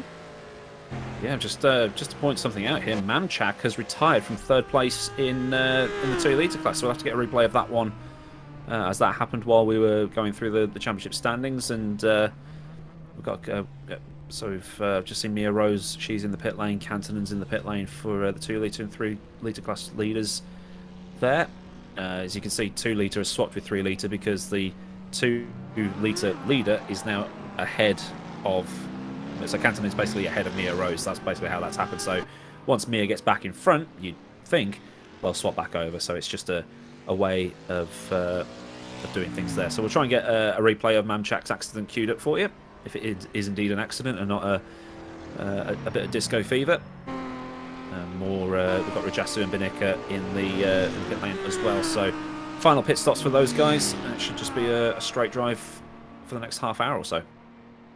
Should be indeed. We're about 3/4 of the way through this race. It's been pretty close for a lot of it, and we're getting Casper Stoltz into the YouTube chat now. So he's not quite too bitter about crashing out. He's accepted it. He's come in to try and enjoy and maybe cheer some other people on for a good race today, especially those in the 5 litres who are very, very close indeed, and trying to have a good fight over the course of the next half an hour, the final half an hour to round off the 2 hours of Spa that we have got today. So yeah, I think for the most part, of course, now naturally it's died down just a little bit, which is to be expected. But that first stint, those 4 cars, bumper to bumper to bumper to bumper, you can't beat things like that. Yeah, and Jake will put together a highlight reel for those that have come in late and things like that. We'll show some highlights towards the end if the whole DVR type thing has worked properly. But like you say, with these top drivers like Casper, like Enzo, like Yerne, like Timo, like Nico, they've come in, and usually when these sorts of things happen, you do get the esports guys come in, as Jake's now in the pit lane. They come in and they try hard. They take it far too seriously. They do their setup trickery and things like that, as there's now a yellow flag in Sector 1 and in Sector 3, but that's quickly been cleared. And it sort of ruins the vibe of it, but they've come in, they're here to have fun, they are having fun, and we've actually got some decent racing out of it at the end of it. So here is the replay of the burgundy minty aquafresh car getting a bit of a spin, and Ouch. yeah, how are you going to explain that one to the owner of that Beetle? You don't. You leave a note, say sorry, don't leave your information, and run. Take the license plate off the car and sprint. Here's a box of Quality Street, sorry. Yeah, here's a $5, still out of my pocket. Or just write a note, pretend you're a kid that's just dropped his bike on the car. That's all you can do. You know, maybe feel bad about it. It's one of those tall unicycles they use in the circus. It's quite heavy. It's limited edition and things like that. It does pack a bit of a punch, and the kid's quite big as well. When he fell off the bike, went through the window. That's exactly what it is. So you make the owner feel bad, make them feel guilty, just gaslight them into not pressing any charges. But no, the thing is though, he almost had the car saved as well. He flung it around a couple of times and was on the brakes. Like, it's not like one of those like we saw with Stoltz, with how it was just so close, bang, out. He spun for a good while and was very close to keeping that car in control. I think it was just the grass and the slight uphill section that just sent the car out of it. So close, but so far at the same time. Yeah, that's the thing with these sort of older... I mean, I do the stewarding for a BTCC league, and they were racing at Thruxton last week, and one of the drivers got biffed off at Goodwood Corner. He actually ended up in the trees right off on the other side of the field. Is the runoff area there. So these older tracks, they got a lot of runoff. It's just that it's a lot less safe runoff compared to what you see on modern tracks, as we're now on board with Jane Simičić going through the Master Kink. I get anxious on their behalf every time I watch him go through. It's just crazy. Up towards Malmedy, that is Enzo Fazzi in front. You can see that the car is wobbling very slightly as we see the sort of rear view of Enzo in the middle between the lap traffic. And yeah, that car is looking a bit second-hand for Simičić, but to be holding that gap at 2 seconds, is that Enzo managing the gap, or is it Simičić just being very good at what he does? I'm going to say yes to that. They're both, yeah, just yes. I mean, Simičić is very good. Fazzi, of course, is still being very, very consistent to maintain that gap as he throws the needle through the middle of a couple of lap cars too. That can always be a bit sketchy. But no, yeah, so a slightly worse for wear car. That's certainly not how it racked out of the showroom by any means, or out of the factory, I suppose.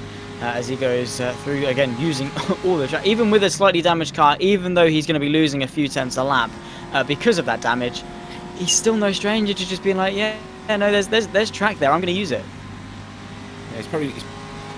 Was it some of the stuff that you see with some of these like top-level F1 drivers? You see like so-and-so's got a bit of a problem with the graining on their tyres or the blistering on their tyres, but then they figure out how to drive around it.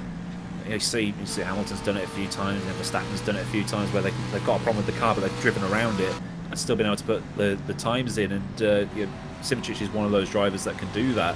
As we find out that it's the reason that Casper stacked it in such I mean, it was a brilliant crash. 9.9 from the Romanian judge. It was because his motherboard updater decided it was. Yeah, I've had iTunes pop up with an update halfway through a race before, and it's just not fun. So it's just one of those things that happens. Those technical things that can happen in sim racing, because none of these sims seem to. Remember, like the good old days of like Grand Prix 3 and Grand Prix 4, where you had like an engine failure or a transmission failure or water leak and things like that. Things like that, they are these kinds of failures. So it's just one of those things that happens. So I'm sure Casper will be back and be fast enough for the Isle of Man to actually get to race and put some points on the board. So unlucky for him. But yeah, Charles Leclerc. It's always funny, that name, to go and set the fastest lap leader class, as he is 9.5 seconds behind Simičić, with GP laps 43.5 in turn behind Antonovsky. I wouldn't be surprised if he could actually get onto the back of Simičić by the end of this race. Of course, it's going to be a massive ask, But with Simicic's damage, of course, as you know correctly say, he's trying his best to drive around the issues. You know, if you've got an issue, you try and exploit it. You know, you're stuck in a slightly higher gear, you drive in such a way that you keeps the rev up and you keep the momentum going to try and limit that damage and sort of things like that. But yeah, it's still going to be hampering him silly if that gap is being maintained to Fazzy. But if Andonovski can put in more laps like that and close the gap, all it takes is a couple of mistakes here and there for the likes of Simicic and Fazzy to bring him right back into the mix. This is a battle for position here for P7. This is Hrrc Gardiner on the back of the 304 for P7, and very, very close even after the last about an hour and a half of straight racing. They are separated by virtually nothing, and while it's not for points paying positions, it's certainly a nice bit of pride just to finish one extra place up. Yeah, we've got getting some oofs and ahs in our ears from broadcaster. There's those two hay bales just sitting in the middle of the track, but it's almost like flying through those pylons at like the Reno air races because of the way they are. They just use the racing line to take you through, but you know, get a little bit offline. That's going to be a big accident if those things are still deciding that they want to be solid. But I think that might be another position just ahead of them. That red and white car there. Can't see the number on it from this particular broadcast position, but still Hrrc Gardiner chasing down 7th place in class, and I think he's going to take it here. Gets the slipstream, gets out of it. Japanese racing colours by the looks of things on that car. But I think the giant circle on the front gives it away. But yeah, that's position. And I think that's Timothej Andonovski closing in his Jag in behind them. It is indeed. He needs to clear these guys pretty quickly, then start his assault. That on Simicic and Fazzy maybe, if he can do that. But hopefully just got to wait for a straight, then put the foot down. Those 5 litres don't wait around when you put those foot down, especially relative to the 3 and the 2 litres especially. But you can see the 3-4, the Japanese car is going to come right back at him. There comes Andonovski just saying, like, all right, you lads have fun, I'm on my way. Gardiner is going to give him a nice run for P7. It'll be the outside line for the next corner, but surely that's to no avail. Has to tuck him behind, and indeed thinks better of it. Yeah, that's the thing. A little bit earlier on, we were talking with a 4 or 5 car train for the race. The dust being kicked up. Hopefully that's not Andonovski in the trees. Fingers crossed. But no, with the 4 car train that we had earlier on, with how moves matter so little. If you do it like a little bit earlier on in the lap, it doesn't actually really matter where you do it on the lap. If you make an overtake, the car behind can just tuck back in, and then the next straight back in the slipstream, and will come right back at you. So it is just that, just constantly tap and tail and just swapping positions all the time when you're locked in such a close fight. It's almost like watching oval racing in a way, isn't it? See that overtake that they've done there isn't for position on the 294, so probably lapped it's a different class. So it's all the.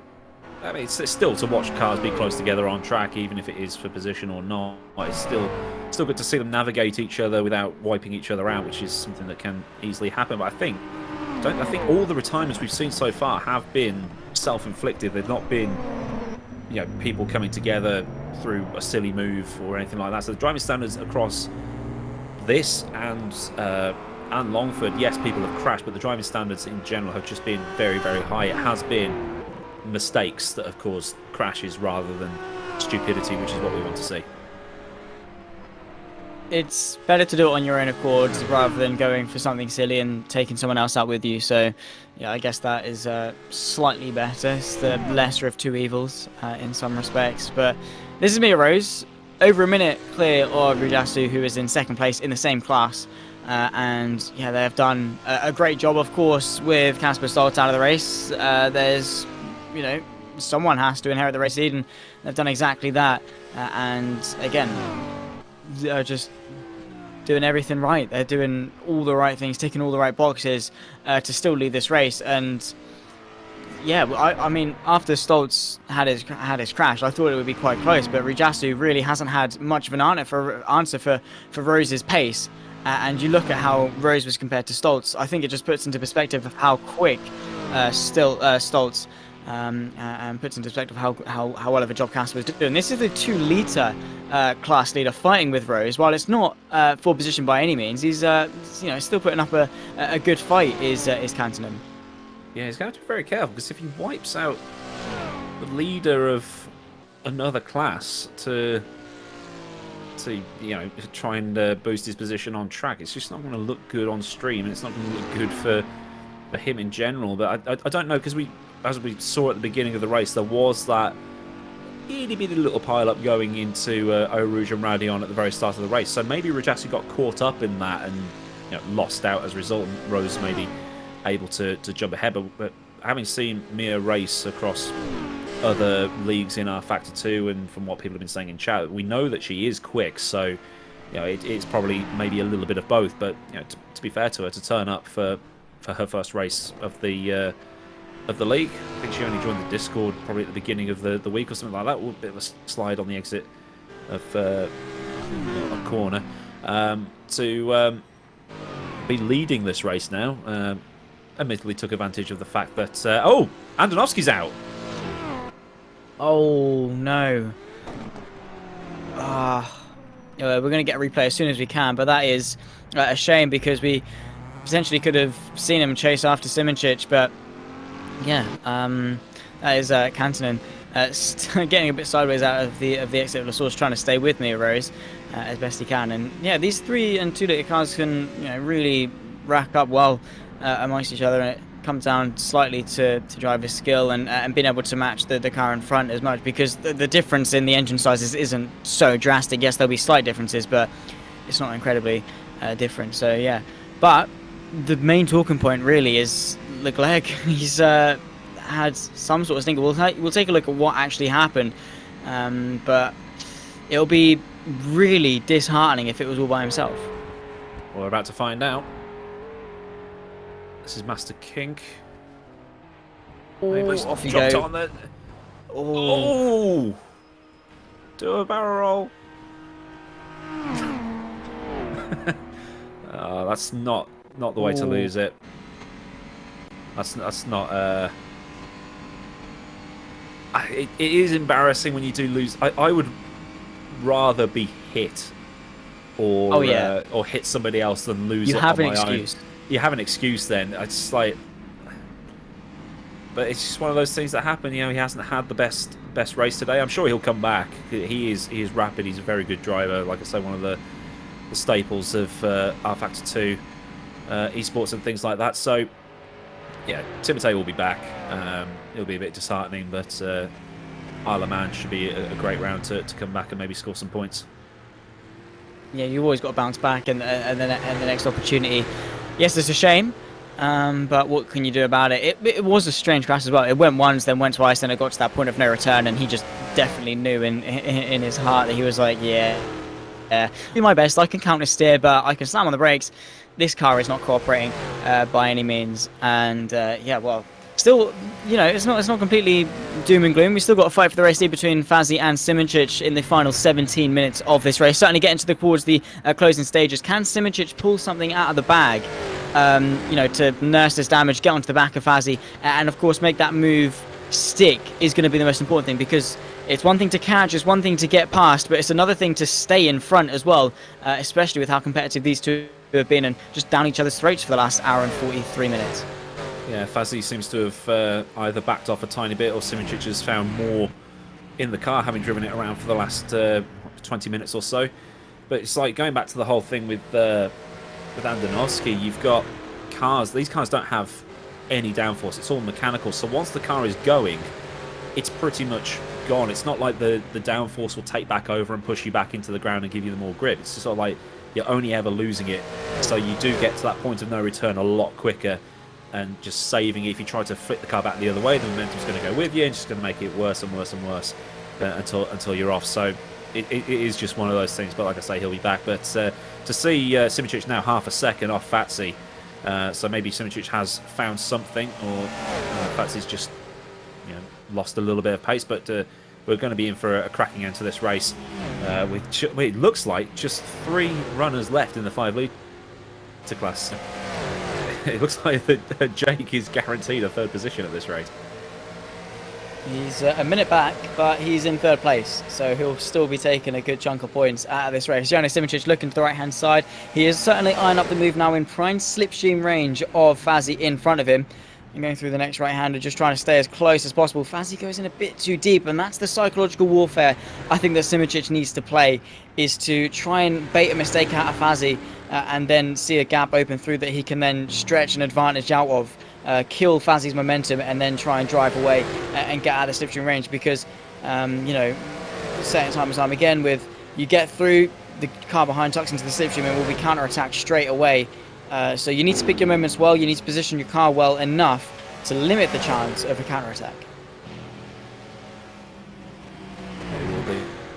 It'll be a lot more tactical at this track than it would be compared to another track, because of the fact that it is pretty much, I mean, like we've seen the bump drafting, it's basically an oval, there's slipstreaming and things like that. So, I mean, we've seen it before with you know, Formula 1 and series that use DRS and things like that, that drivers will back out of the slipstream going into Hrrc and Radion, as Simičić is up the inside now towards the next right-hander. I think this is just going up towards Blanchimont. Yep, it is. So through Blanchimont there. So not a place that we've seen many overtakes, to be honest, as they come round towards the what is now the start-finish line of the... well, maybe not. I called it a bit too early. I think that is still Blanchimont. That my track map a little bit out of date. I did download the 1966 version, but as I was, I've probably lost my train of thought now. But what was I saying? I don't know. No clue. Great commentators. We are not good at this job. For a job that requires talking and actually knowing what you're talking about, yeah, we're doing a fantastic job of that one. And to answer the question in chat, this is, I believe off the top of my head, the 1954. Is that the cars or the track? Cars are 54, track is 66. There you go, Corvette John, there's your answer. If you do have questions in chat, do ask them. We'll answer them on the stream as well. So I did put a poll up. Who will win? I'll end the poll. Where has my poll gone? Oh, there it is. I asked who will win. 42% have said Fazzy, 34% have said someone else, and 22% have said Simičić. That's, they're not very confident in Simičić winning this race, but he's in the lead right now. So that was what I was talking about, the slipstream. People backing out into Hrrc and Radion to get the run up the Kemmel Straight, to not lose the downforce off the dirty air and things like that. So it may be a case of timing the slipstream correctly, but Simičić has got that lead up to nearly a second with a damaged car. So it might be Simičić's race to win, but it's also Simičić's race to lose. Very philosophical of you there. I mean, he's doing everything right in order to try and consolidate this race win. Fazzy just needs to stay within the slipstream range. And Ian Albuquerque voted for Simičić when the poll went up. So, I mean, that would be impressive. That would be some impressive, you know, prediction, as Janis Simičić just gets it very sideways off the exit of that corner, nearly onto the grass. In fact, was onto the grass, kicked some dust up into Fazzy's face. But yeah, this is going to be a crucial lap for Simičić. So if he can get out of the slipstream range and be under no threat, it will be a relatively easy final sort of 10 minutes of this race. If Fazzy can stay there and keep hammering on the pressure, it's going to be a slightly more difficult ordeal. The gap's now over a second, so Simičić does appear to have found something over Enzo Fazzy in behind, but the top three is looking how we did expect it to. The yellow flag comes out in sector 2. We were expecting the Ferraris to be better here. Obviously, we did have the carnage at turns 1 and 2, which may have upset that a little bit slightly, but for the two Ferraris to be leading, you might think that Enzo might just be settling for second at this point, because of, you know, he needs to get some points on the board for the championship, and then you've got Jake about 65 seconds, a minute and a bit behind Enzo. So it is probably, this might be how it ends, but Simičić finding some late race pace. And Diaz has now does not finished from the race, so we'll cue that one up as the Aston Martin retires. Pretty much a Gordini Cup now in Maserati Cup. Oh, sorry, the Maseratis have now taken the lead on track. Kantonen is now ahead of Mia Rose is out. Oh, Another race leader in the 3 litre class is out of the race. Rujasu inherits the lead in 3 litre. This is... Stick with this, because anything... We've still got 10.5 minutes left. Anything else that can happen here. So, yeah, we've just lost Mia Rose and Diaz from the 3 litre class standings. So, Rujasu is now the second person in this race. Well, third person to lead the 3 litre class, but is the second person to inherit the 3 litre class lead. yeah, that is... I mean, for Stoltz, it's like, you know, it happened, you know, with like a decent amount of time left to go. For Mia Rose, it's with 10 minutes left to go. You're nearly at the end. I guess it is the most grueling 10 minutes of the entire race, because you're so close. You can almost see it. And then it can all come undone at a moment's notice, and that's exactly what's happened to me, Rose. But Rujasu is going to be counting his lucky stars or something, because to inherit that race lead from over a minute back, he's going to be absolutely chuffed. And now there's only 3 people left. We've got Rujasu, Benica, and Ladouche, who will round off the podium. So similar to the 5 litre class, they've only got 3 people left racing. So if you can get to the end, again, you've got to be in it to win it, but you can still pick yourself up a nice... you know, a nice podium. And get him heard, her internet dropped, which Australian internet. That is harsh. But as you said, it's the equivalent of an engine blowout, a gearbox issue, fuel injector, whatever it is. It's the equivalent of a mechanical issue in real life, and yeah, that's racing. Yeah, we'll just have to see what happened to Diaz then, because that'll be... let's see what caused that one. So we know that Mia's was... related to her internet rather than losing it, which, yeah, I'd take that. I've retired, but it wasn't my fault. But to have the internet drop out less than 10 minutes before the end of a race that you were certain to win, that's going to hit pretty hard. But we get the replay. This will be Diaz and the 294. So does he have the same issue that this is? Oh, I think that's the exit of Malmedy. So, yeah, just caught it in the wrong place. Ripped that right rear off. Trip to the pub.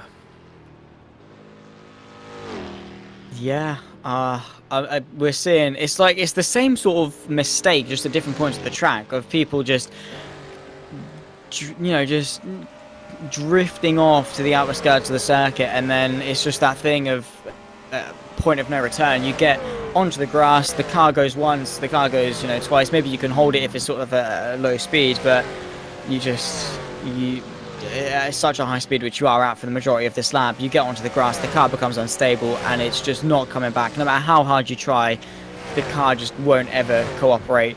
And yeah, we have lost a fair chunk of people in this race. I mean, the 2 litre guys have done really well. The Maserati Cup has kept it quite clean in DNF respect, as opposed to the 5 and 3 litres, which have seen a fair bit of carnage and chaos. Yeah, the 2 litres seem to be doing. They seem to have.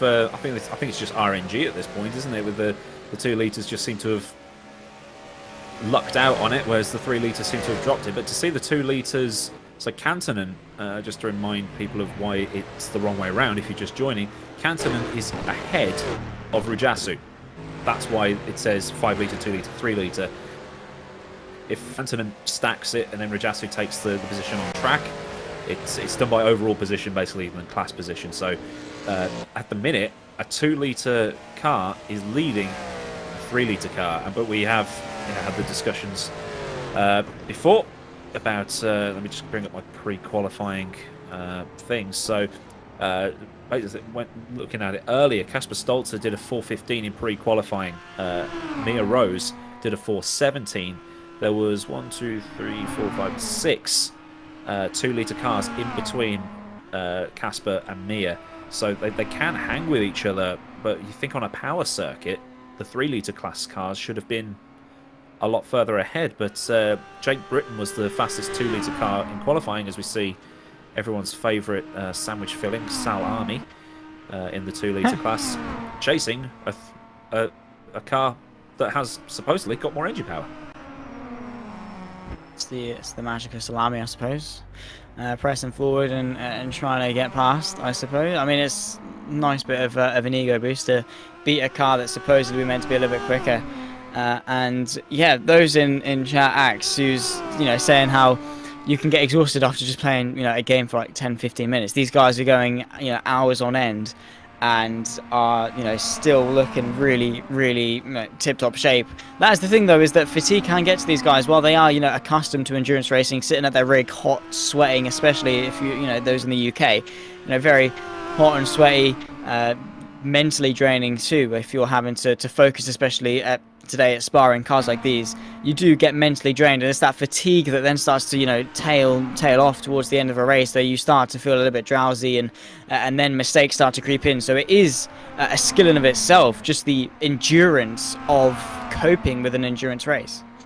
Yeah, I've always tended to avoid endurance racing because, ironically, I don't have the endurance. But I did the Bathurst 12-hour in iRacing last year, and with about half an hour left in the race, I had to bang in qualifying laps and somehow lap a second and a bit faster than the guy ahead to get the podium. And eventually, I remember feeling like the next 2 or 3 days just being absolutely ruined because it's I mean, using the Jimmy Broadbent quote that the cars are fake but the racing is real, but you're staring pretty much at a computer screen for hours and hours on end, and you do have like blue light filters, and you can get special glasses with blue light filters and stuff like that, but even staring at a computer screen could just be very draining, and you're trying to control a fake racing car and sort of indulge in you being a racing driver one day, and it can be it's a very mentally draining. And some of these guys, I know that Simoncic and Enzo are using direct drive wheels as well, which will simulate the fact that these cars don't have power steering. They will be very, very drained towards the end, but it's a different kind of drain. It's more of a mental drain than the physical drain that you would get from. So imagine driving a real Formula One car and driving a real LMP car, things like that. Yeah, you will be pretty exhausted by the end of it. Of course, you can't one-to-ones, simulate the G-forces and the real-life forces. You can get close. When I did the Rocket Racing Star F4 esports competition, we had the motion platform sims. I think it was direct drive wheels as well, really realistic pedals, and it was a tough thing. You slam on the brakes and the seatbelts completely just constrict around your chest. It was a lot of fun. They are ridiculous, and it took me we had a couple of practice sessions just to get used to the sims. It took me at least halfway through the first one just to know how hard I can press the brake pedal without having just becoming concave around my chest because of how hard you were having to press the brake pedal to actually go very quick. And again, as sim racing progresses, as companies become more innovative with their hardware and things like that, you will get more physical endurance required. But yeah, it's not wrong in saying about how of course the mental side of things as well, that obviously comes in real life too, but it's one of those things that transfer into sim racing, and there's a many thing that can cross over from sim racing to real world, and of course real world back into sim racing, and that mental just durability of being able to cope with a championship battle, or knowing when to go for a move, when not to go for a move, the patience, the morale.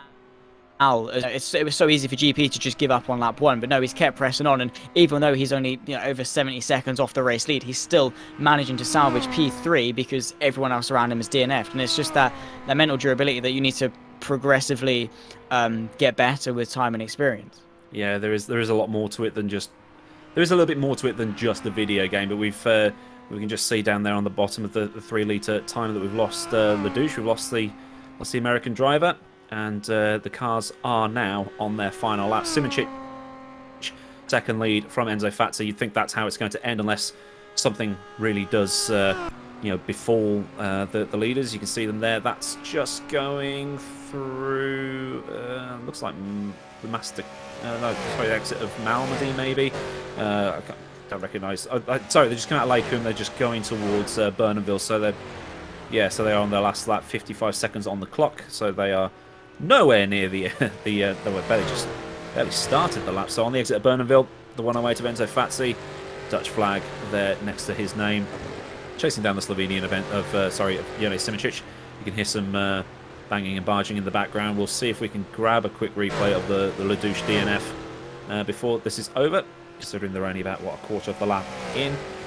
So this race has flown by. You know, usually with in these kinds of races, that they tend to drag on a bit once the initial melee of the first sort of 5 or 6 laps has ended. But there's always been something going on in these 2 races, even if the field has been very spread out. You can see, you know, Jake is now 71 seconds behind Fatsy, so he's probably just, you know, taking it easy and just making sure he finishes right now. Enzo is slowly catching on to the back of Simičić, but I don't know if he's left it too late, as that is it. The clock has ticked over to 0 seconds, and I've just had a bottle of Pepsi put into my hand. So, yeah, so it looks like it will be Simičić, Fatsy, and GP Laps on the podium, because they're the only 3 finishers in that class. As you see the onboard from Enzo in the bottom right-hand corner. I do love the split screen. It does look very, very swish. Once again, shout out to a shout out to GP Laps for putting on the event, and also the fine folk at Simply Race in Milton Keynes for doing all the broadcasts and the graphics and all that stuff. It all looks very, very swish, very professional. Enzo almost binning it on the exit of the Master Kick there as they head up towards Stavolo for the final time. Only one more time to get through. Do not let it end now, because that would be the most grueling thing, is to have it end like this. But you can see Fazzy is going to be absolutely on the limit, trying to maybe get himself back into the race lead in the final moments of what has been a very close and tight race amongst both Simičić and Fazzy. But not long left to go. It's looking very unlikely that he's going to be able to go for an almighty send for P1 though. It's been the fight for first place has been a lot closer than it was in the previous round at Longford, but like I say, always something been going on. We've always had something to talk about. Well, I always had something to talk about last time out, but we've both, and myself and Zach, have had something to talk about in this one, as Simičić starting to show off now with a bit of drifting towards the end. But still, Enzo is getting closer and closer, and he might be able to have maybe a last-minute lunge into La Source. I'm just going to press X to doubt on that one. He's not close enough. No, so Jone Simičić comes through La Source for the final time. And gets a kick of oversteer on the exit. It's going to be the closest finish of the season. Then again, we've only had 2 races this season. Jone Simičić is going to take the win from Enzo Fatsy. And then we're just going to have to wait a bit longer for GP Laps to finish. Checkered flag. Slovenian takes the victory. I think the 2... the split screen and the other thing were a bit out of sync, but we'll just pretend. But they are the 2 finishers. Well, the first 2 finishers. Just going to wait for everybody else to come across the line. Rajasu in the 3-litre class, whereas he's just coming down the hill, so he will take the win once again in 3-litre, so that he is the only double winner thus far this season.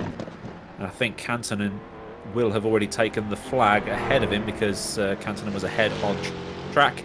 The gap between Kantonen and Folletto in that 2-litre class, a whopping 51 seconds, while Rajasu takes his win in class just about 8 seconds ahead of Beninka. So we'll just wait for everybody else to come across the line. We'll wait for certain drivers to get themselves into the interview waiting chat room.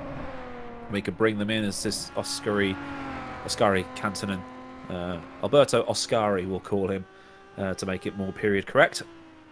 Where is he on track? Is he still racing? He looks to be still racing. Or is he just doing a fast in-lap? Because who would want to do an in-lap on this one? I think he is actually still racing. Does he even know that the race is over? Does he not? I've lost track of where he is on. Where is that? Is that? I need a landmark. That's Burnhamville, so he has finished. I don't think he's realised that the race is over. Usually it's the other way around. Usually the winning driver thinks, "Oh no, the race is already done a lap early," but no, he's still going. He's fair play. Loving life. Yeah, no, it's better to be doubly sure. Maybe he just really needs a wee. Yeah, maybe. Yep, we'll get some highlights up now. We'll see what we've managed to DVR for you. Also, if you did come did come into the race later. We'll have some cool things to show you. It's probably just crashes, I think, but we'll probably get a good look at that start. Yeah, this isn't Longford, this is Spa, so this is well, this will be the big crash. The 217, painted in French colours. Oh, this is the start. A few cars got away very slowly, and that's Timotej Andonovski getting turned round. Fair play to him for coming through the field, but he's 198 getting turned round, so that'll be an early retirement. Everybody just getting concertinaed up, damage everywhere, hay bales everywhere. Not the most optimal of starts. They were told to be very careful going through there. This is the four-way fight that we have for the lead between Hillebrand, Fatsi, and Simoncic, with Costa in behind them, sort of dropping off towards the end. He did lead a few laps at the start of this race, dropped back and ultimately didn't finish. That was a great piece of racing between the three of them. R-Factor 2 sort of stalwarts, if you will, and this was that was the big crash between the 217 ending that race. That was a big crash, probably the biggest one we saw all afternoon. Mercedes ending up in the Red River.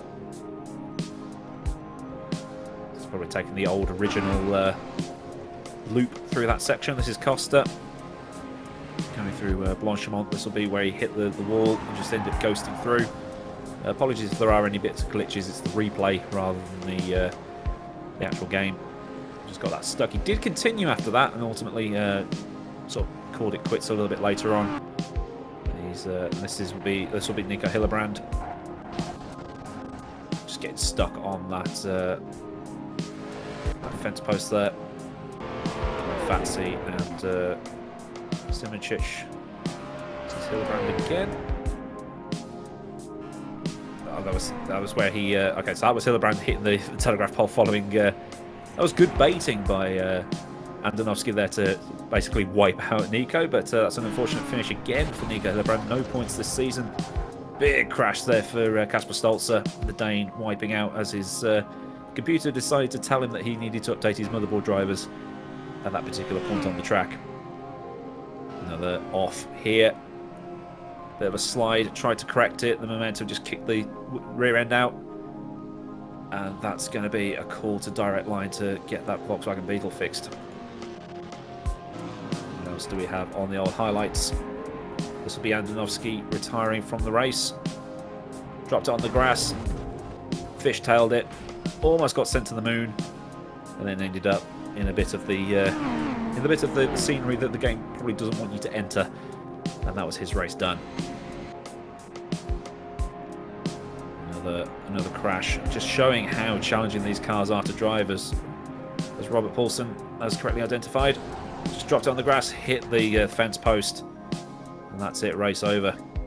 I think that's the last little bit of the race. So there is your top three. Hrrc Simoncic taking the win, his first win of the season from Enzo Fatsi, who has managed to recover to second place after his DNF in the first round, and GP Laps makes it another podium. So Hrrc and Jake making it on the podium for 2 races in a row, and we'll grab them in for an interview very, very shortly. So what did you make of that, Zach? How was that for your first race of the season? Well, I mean, it was a race. It was one full of action in one form or another, whether it was the four-way fight for the race lead a little bit earlier on, or whether it was for with all the crashes and the unpredictability of who actually comes out on top, because you feel secure, you're led into that false sense of security as a race leader to build up that gap, and then it can all come. It really just unfolded and dropped off in a split second. But yeah, no, well done to those that managed to get to the end, and those, of course, that managed to do it in good time too. And of course, Hrrc Simoncic, who managed to take the win today, because yeah, it's impressive and crucial really for his championship to really make a statement versus his championship rivals after only finishing second last time out at Longford. Yeah, we'll see if we can get some live championship standings updates on that. I don't know if we can import the results and things like that, but we'll definitely have the results. I'm sure Jake will tweet out the results and put them on his Discord and his social media. And we've actually got some people waiting in the interview room. Who have we got? We've got Timo, and I think we've got Enzo as well. So we'll bring one of the two in and see what happens with the interview and things like that. So it's going to be interesting to see what they thought of it.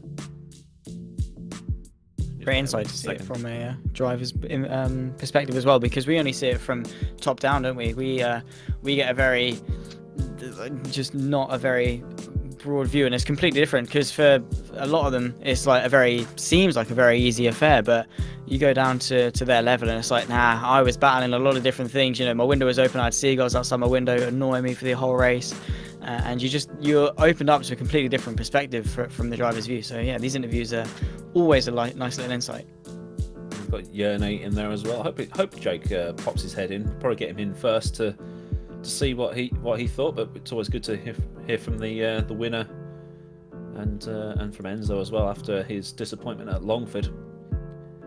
Just looking at my other screen right now to see what's what. Interesting to see what Mia thought of it. So, Jake's in the chat. There we go. Interview waiting. We can bring him in a moment. Usually get him out because who wants to listen to Jake speak? Oh, he's in the channel. I hope he didn't hear that. Yeah, he's in the channel. Hey, Jake. Can you hear me? Yeah, we can hear you.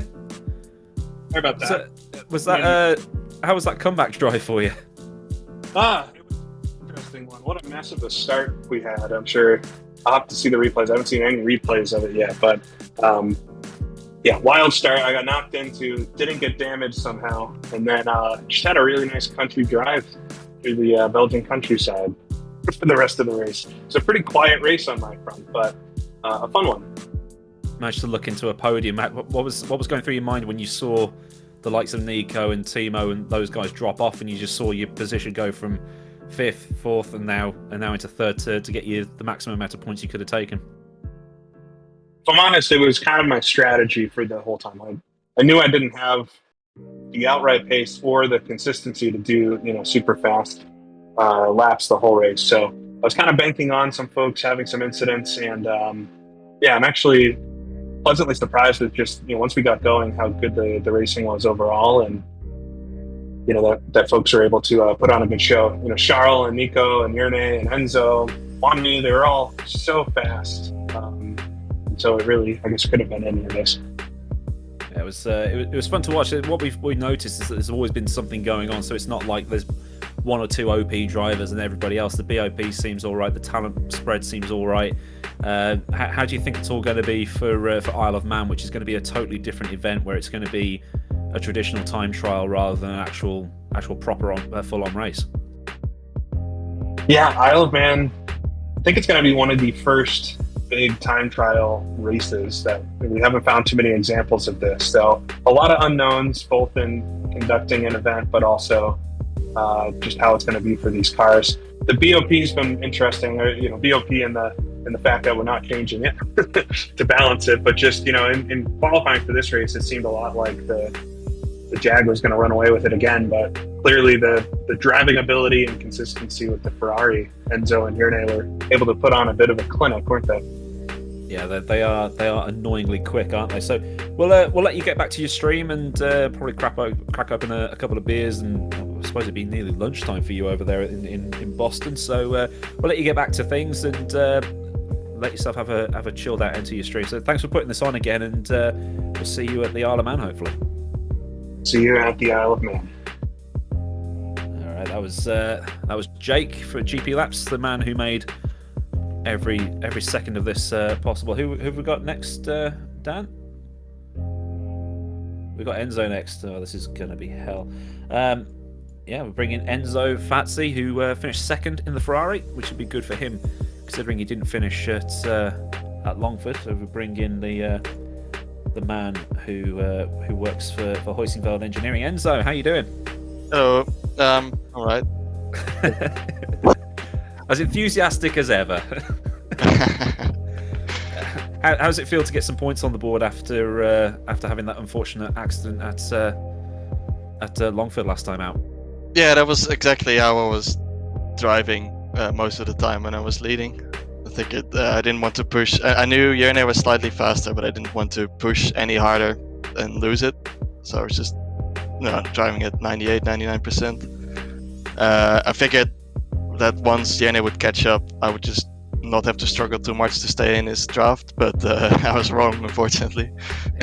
He's got that annoying habit of doing that, hasn't he? Just getting in front and pulling away when you think you've got him. So at the end, was it just a case of just staying on track and scoring points as opposed to trying and battling for them? No, once he got past, he got a little bit lucky with the back marker, like pulling him away from me. So I lost the draft, and then the last 3 laps or something, I pushed quite hard and I caught back up a little bit, but it wasn't enough to really get a good toe from him and go for a move. In hindsight, I should have just. In hindsight, I should have just pushed harder all the whole time. Yeah. But how was it when it was the 4 of you fighting for the lead? Was there ever a moment where you thought, I'm about to die here, or was it just a case of these guys and you were able to just get on with it? Well, Nico kept going off, and I was just waiting for a big one to happen. I preferred the bits of driving on my own, setting my own pace, and not having to deal with with other cars around. Yeah, so it's always good to finish and to not get taken out. So how do you think it's going to be for Isle of Man next time out, with the fact that it's going to be almost an old school rally rather than an actual race? Well, given that we start by number, I'm starting behind GP laps based on all the previous pre-qualies, and then no one else in front of me. So I think that's a good starting point to just not have anyone in my way except for GP laps. And just finish probably. Well, no, just push and miles not have to deal with traffic. That's also a good point. Yeah, so I know the track, so I hope I'm up to speed right away. That's always good to know. So I'll let you cool off, crack open a beer or whatever, and let you have a good end to your evening. Yep, thanks for having me. No worries. Yep. Enzo Fazzi there, who finished second and bagged himself a decent 6 points. We'll probably bring in Yerne for an interview, because he did win and he's get his thoughts on things. Yep, and getting the win for the Ferrari. So we've had the Ferrari winner race and we've had the Jag winner race. So Yerne Simicic, congratulations on the win. How was that for an afternoon's racing? Thank you. To be honest, it was pretty stressful at some points, because like 1 or 2 times I thought I have just DNF'd, but for whatever reason the car was not too damaged. Like one time I went from 3rd to 2nd gear, but I found my 4th gear, and then there was a wall and I almost rolled the car. But there was some damage, but somehow the place was still there, so that was pretty insane. How bad was it after you hit the wall? Was it just a little bit of suspension, or was it just something to drive around? Yeah, I think slightly bent steering, but no drag, which was pretty funny given that the car was like dark blue all around in the HUD. So yeah, it was pretty intense.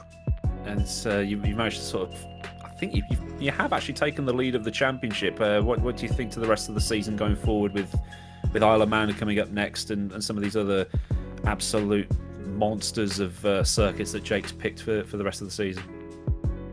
Well, it's apparent now that Jaguars kind of have pace advantage in mostly every kind of circuit. So let's see what happens in the future.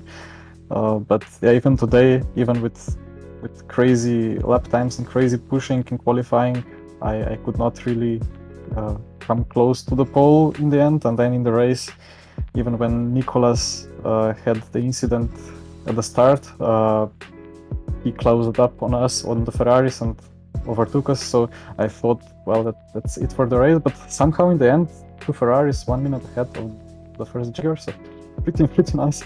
And well, for Isle of Man, I'm afraid I will have to skip it because of Le Mans Virtual. But well, that's a good reason to skip it, I guess. But for the next races, I hope to be, I plan to be here and hope to enjoy all of them. It's awesome championship. It's dream come true. Like for almost a decade, I dreamt of racing the historic cars around Old Spa. And like for some laps in the end today, I just had the biggest smile on my face. Of course, I was winning or leading at least, but then knowing that for so long I wanted a proper race, on such historic track, and we finally have it. So yeah, amazing. It's good to see the esport guys having a break from the super serious stuff and having themselves a bit of fun. So congratulations on the win. It's a shame we won't see you at the Isle of Man, but I'm sure you'll be back for another round, and the best of luck for Le Mans when that comes up. Just don't beat Rocket, please, because we don't want that. But thank you very much, Yone, for taking part, and I'm sure I'll see you at some point in the near future. Thank you, Aiden. No worries. Cool. Do we have anybody else, Dan, or are we...